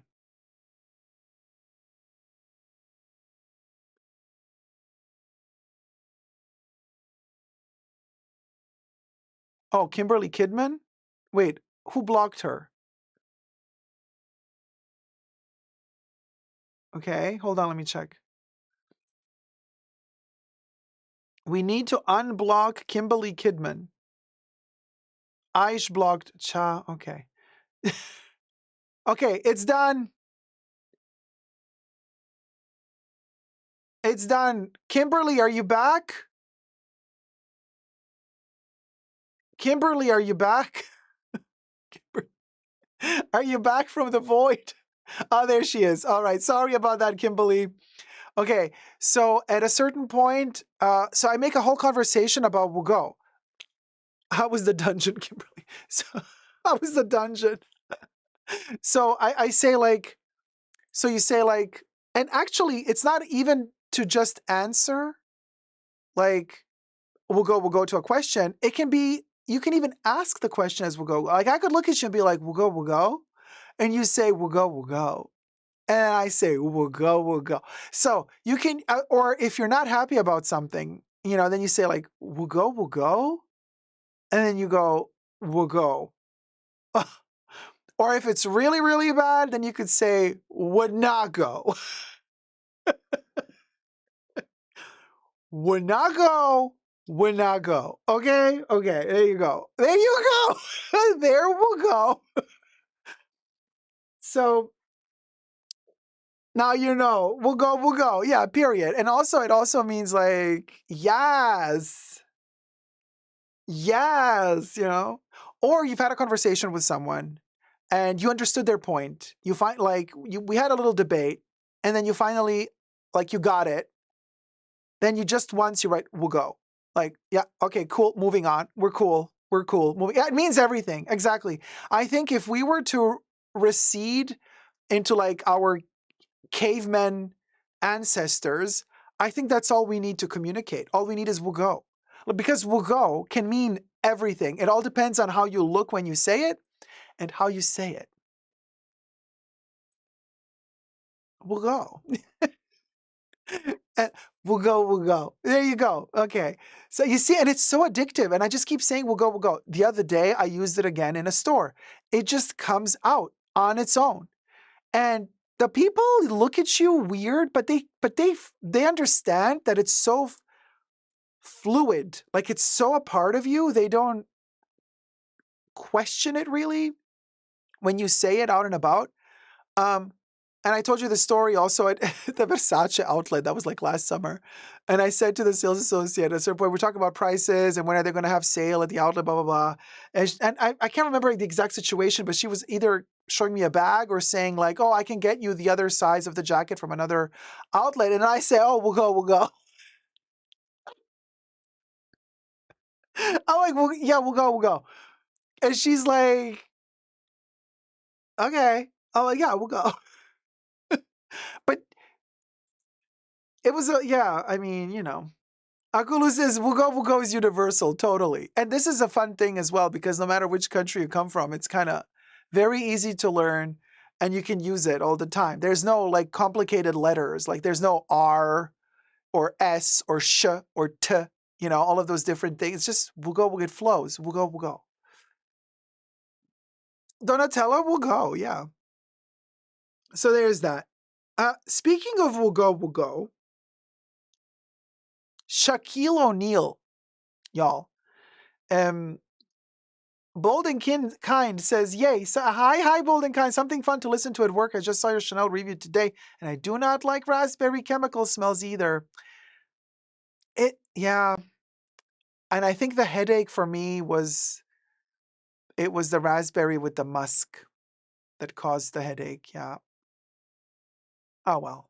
I mean, it's not like we don't have other alternatives, We don't have to love every perfume they bring out. But I was excited until I wasn't. Anyway, to each their own. So, Shaquille O'Neal, baby. Shaquille O'Neal. Shaquille O'Neal. Shaquille O'Neal. This is how rich truly is. This is what? Why did I get a no from Bubbles? No. This is how rich truly is. You guys, how much was the thing? I wrote it down.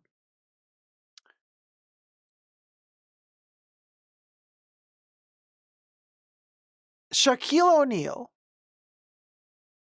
is so rich that he forgot that he bought a car. And they rang the door to deliver $160,000 car to his house. And he was like,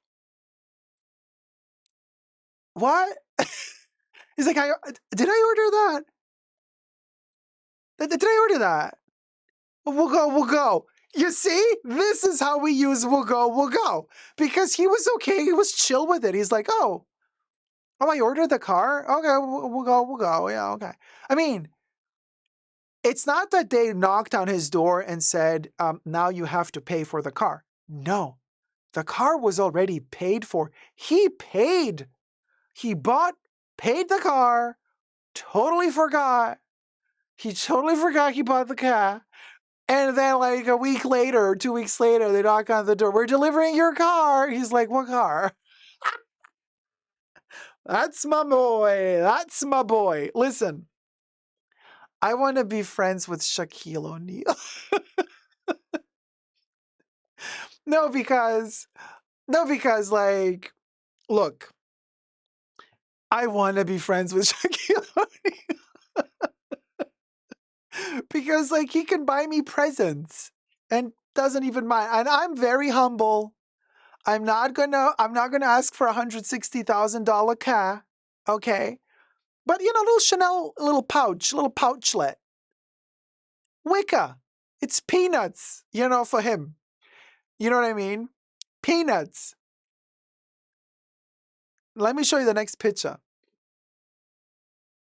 This is the car he forgot he bought.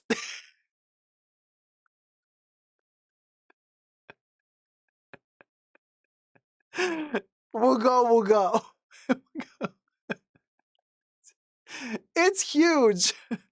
Well, he's a tall zaddy. He's a tall zaddy. He needs a big car. But there you go, $160,000. I like this wheel situation going on here. They're kind of cute. I don't know what this is. Is it metal or is it plastic?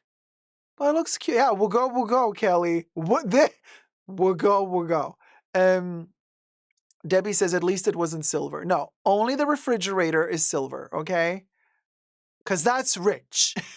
I don't know why, but in America, apparently, you gotta have a rich refrigerator. You have to have a silver, stainless steel refrigerator to show wealth. I'm like, they are fingerprint magnets. Oh my God. Anyway, there you go.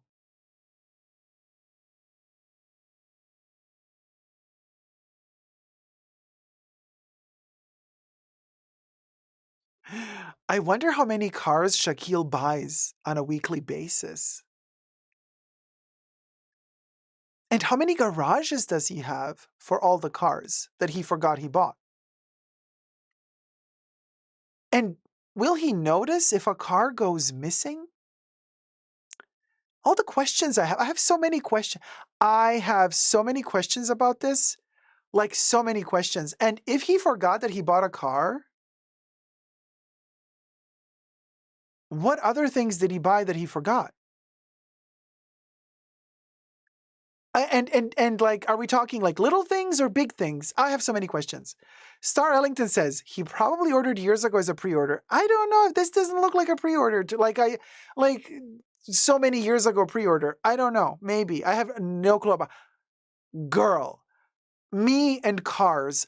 I'm like Mariah Carey. I don't know her. I don't know her. Me and sports or sport teams. I don't know her. But you know, I'm really happy for Shaquille. Now, we're at 73,998 subbies. We are 2 subscribers away from 74,000. It is like pulling teeth, thumbing up the live stream, and it is like pulling teeth getting subbies these days. The poverty. But anyway, thumb up the live stream, if you may. All right, so here's another story I have for you. I know, today it's a never ending. How many? Oh my God, yeah, okay. We'll go. We're gonna film this one.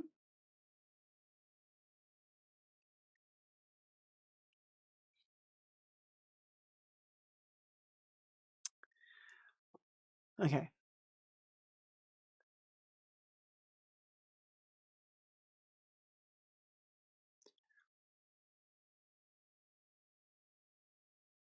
What would you say if he said yes? No, wait, hold on. What would you do if he, yeah, okay. What would you do? Okay, yeah, I got it. Okay, once again. What would you do if he said yes? No, what would you do? Yeah, let's do this again. No, wait. What would you do if he okay? So he said yes, we'll go. What would you do if he okay? I got it. Okay. What would you do if you okay? So he said yes, we'll go. Now, this is a question that many philosophers and scientists have been asking themselves for the longest time. Books will be written one day about this. The answer is not just, but the answer is also Wugo, Wugo. And believe it or not, this is the answer that I would personally give to the next predicament that we are confronted with. What would you do if an owner / CEO or manager of a brand tells you that they don't like your type shopping in their store, in their shop, in their boutique? What would you do if you heard them through a viral video that somebody's, screen grabbed or filmed of them saying that they don't want certain people buying in their store? How would that make you feel? Even if they were not talking directly to you, but you understood from what they're saying that they are implying that this is your type of person, that they don't want shopping in their store. And you find this out maybe after you have already purchased something in their store in the past. How would this make you feel? And would you want to go back to shop in that store? Well, because this has gone quite viral lately and people are upset. Now, everything I say in this video is for entertainment purposes only, not rooted in truths or facts. Everything's alleged and just my opinion. Subscribe. Let's get to 100K subbies and thumb up this video if you're enjoying it. Cue in the culprit, alleged culprit. We don't have a pizza? Oh. Okay. Well, we'll go. Gonna have to cut that out. So anyway, the culprit is filmed on a very short video, and he is the CEO / owner or co-owner of Lululemon. Yeah. And they filmed him saying that he doesn't want certain people buying his brand. He doesn't want certain people coming into the store and shopping at Lululemon. So what do? Of course, the first thing that I do is ask myself, okay, what are we talking about? What type? And you first go to thinking about, is he talking skin color? Is he talking, because it's Lululemon is sporty, is he talking certain size? What is he saying? Certain height? What sort of discrimination is going on here?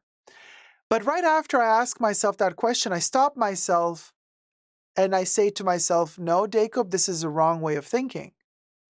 You shouldn't try to immediately position yourself in whichever category you might think he might be talking about when he's saying, I don't want that type in my store. I think the more correct approach to this is, I don't have to think at all, am I the type or not? What I should be thinking is, he said that, I'm out. I will not condone any sort of, limitations, isolations, prerequisites to shop in your store. Thank you. You can keep it to yourself. We out. The second you start telling me, that type of person, no. It's better if they don't wear your brand. It's better if they don't shop in your shop. It's an automatic, we're done. I don't need to know anymore. I don't need to ask you anymore, we're done. It's also about the tone of the voice. It's I've heard the voice clip. It's not like he was saying something righteous, let me battle the good battle for the good cause. No, it sounded insipid, it sounded, some people are better than ooh. Well, I don't know what to say. I mean, good luck to you, Lululemon, good luck to you, but well, I guess good that I haven't purchased anything thus far from Lululemon. And I guess we're going to continue.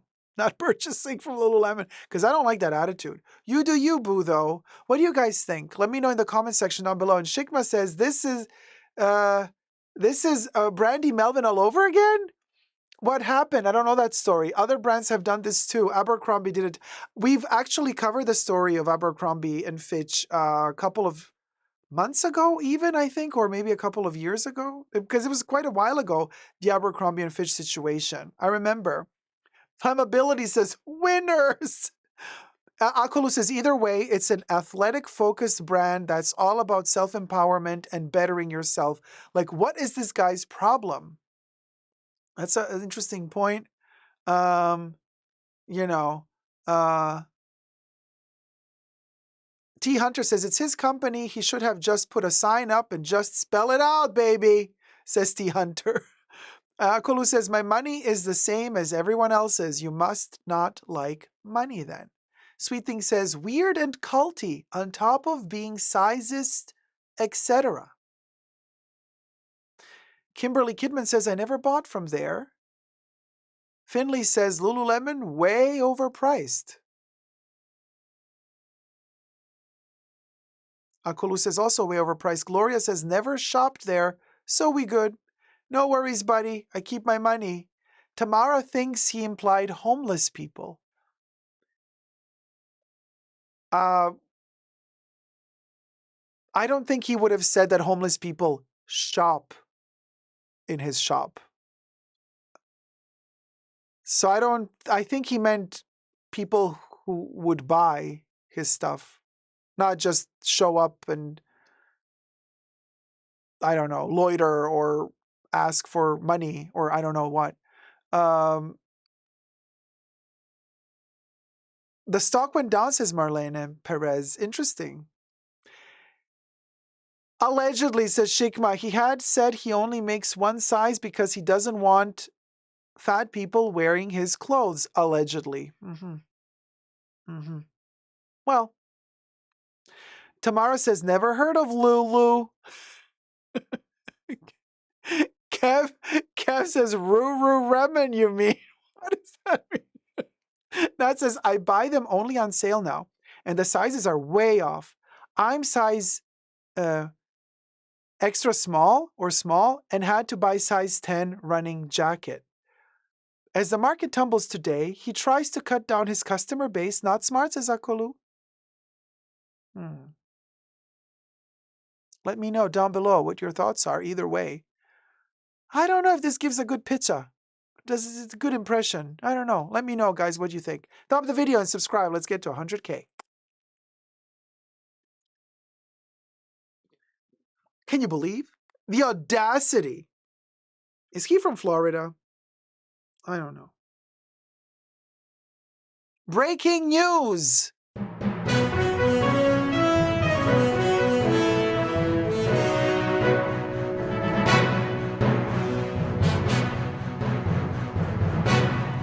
We have just reached 74,000 subscribers.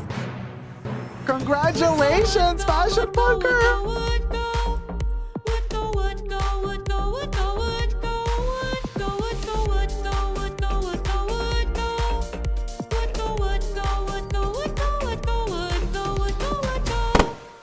Yeah, Papa Terry, yeah! Yay, thank you guys. Thank you so much. We reached 74,000 subbies. Here's to Queen Camilla and Charlie.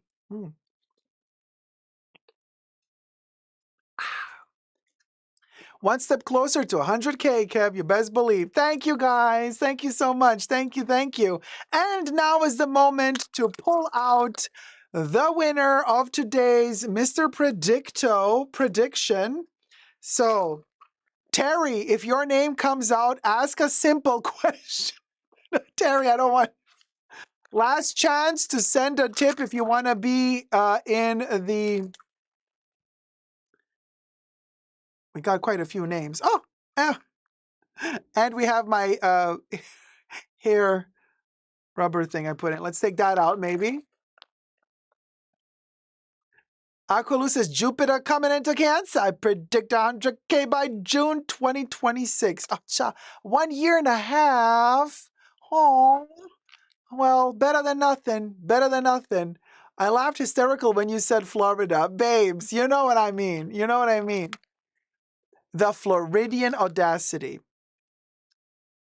Debbie says, no, it's in your sign for a whole year starting in June, says Akolu. Okay, good. So basically, so I'm going to have a good one in this year. That's cool. All right, guys, I'm picking out one.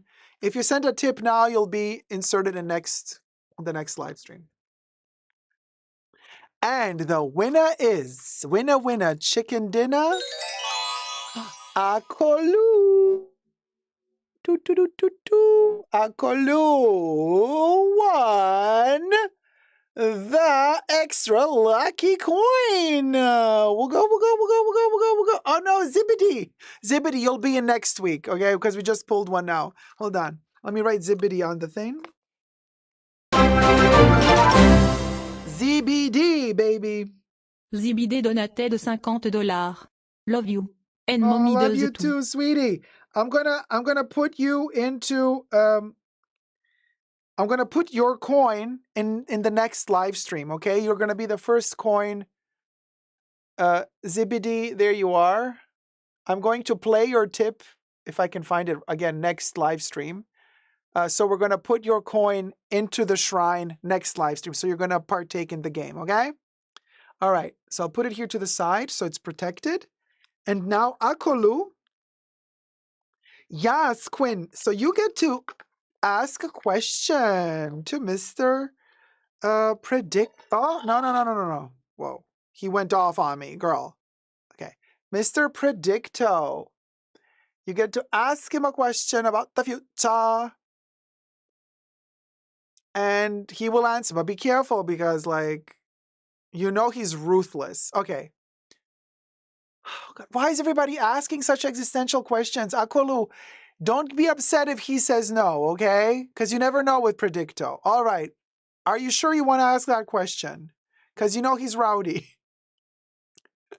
Akolu is like, will I get a new job in 6 to 8 months? I know he's rowdy. Yes, I want to know. Okay.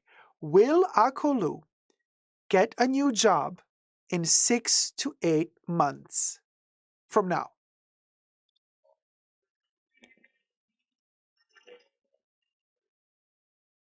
The answer is unclear.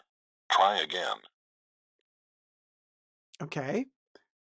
Will Akolu get a new job in 6 to 8 months from now?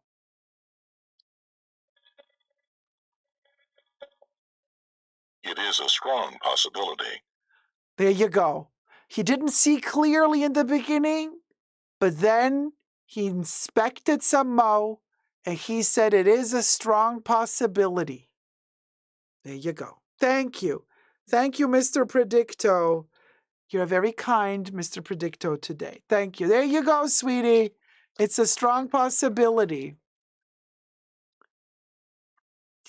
Dicto, you know. We'll go. So, you guys, thank you, mods, for keeping us safe. I hope you had fun today, everybody. Hit it, Bubbles. A special thanks to the mods in the fashion bunker. That's my horror, all 3H, Gloria, Kev, Nicole, and Terry. Bubbles loves you. What are the noises I'm hearing in the other room? Okay. Anyway, somebody breaking in? We'll go. Wouldn't surprise me one bit, no mo. The world we live in. Don't forget, Tier 2 members, when this stream ends, we're going to jump into the after show. We'll go. Next, let me sip my Red Bull while we'll go together.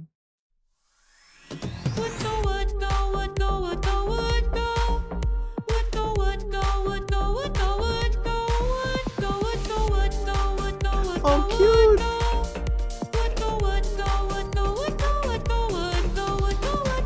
Isn't this adorable? The blue little cloud with the Barbie mug, the pink and the blue. So cute. Oh my God. Well, we'll go. So then, Living Ferret. Living Ferret. Where's the Living Ferret? Living Ferret. I know you're a la boo-boo, but You're going to be a ferret for now, okay? You know what I mean? Like the Oscar goes to... Child, is your nose peeling already? You are such a creature. Such a creature. I'm living ferret, living ferret. Living ferret, living ferret, living ferret, living ferret. Such a queen, such a king, such a queen. Did your nose get scratched?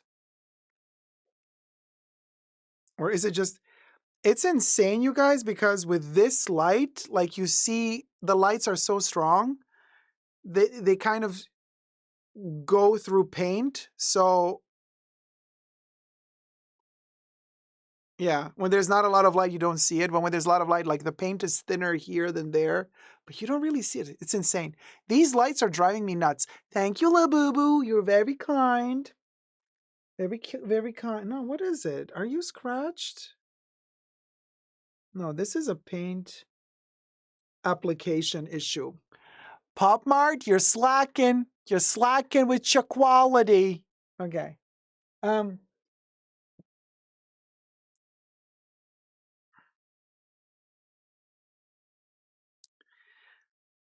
Dying ferret. Dying ferret, Yeah. dying ferret, dying ferret, dying ferret, dying ferret. Very to the point. Very. Shout out to its family, okay? Shout out to your family, La Boo Boo. I know. Tough times. Well, we got more creatures in the fashion bunker that roam about. You've always asking yourself, like, how does Dacob get all these shows going? How does it all happen? Well, I got all these La Boo Boos. I got Baby Yoda. Oh, I also have, listen, Linda. The T-Rex Linda, who helps out behind the scenes. Listen, Linda. Listen, Linda. Listen, Linda. And you can't really hear it, but it roars, but you can't hear it.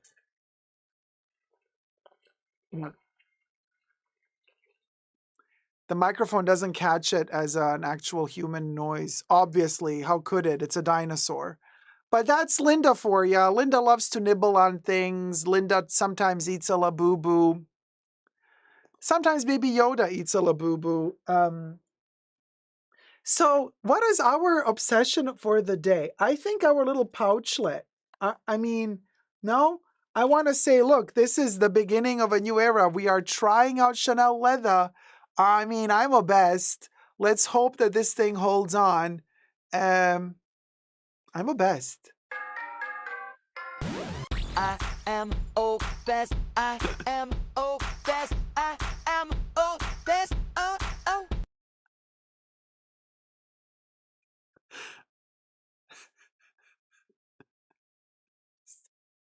We did not go there.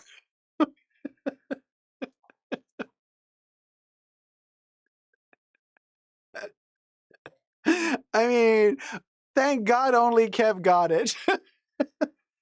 Kev, it's because only the thirsty get it. Only the thirsty. Babe, we're 50, as Charlotte Tilbury would say. Was this the midweek live stream? Yeah, Nina, technically I need to stream again tomorrow. Good luck with that. Let's see if I can manage another live stream tomorrow.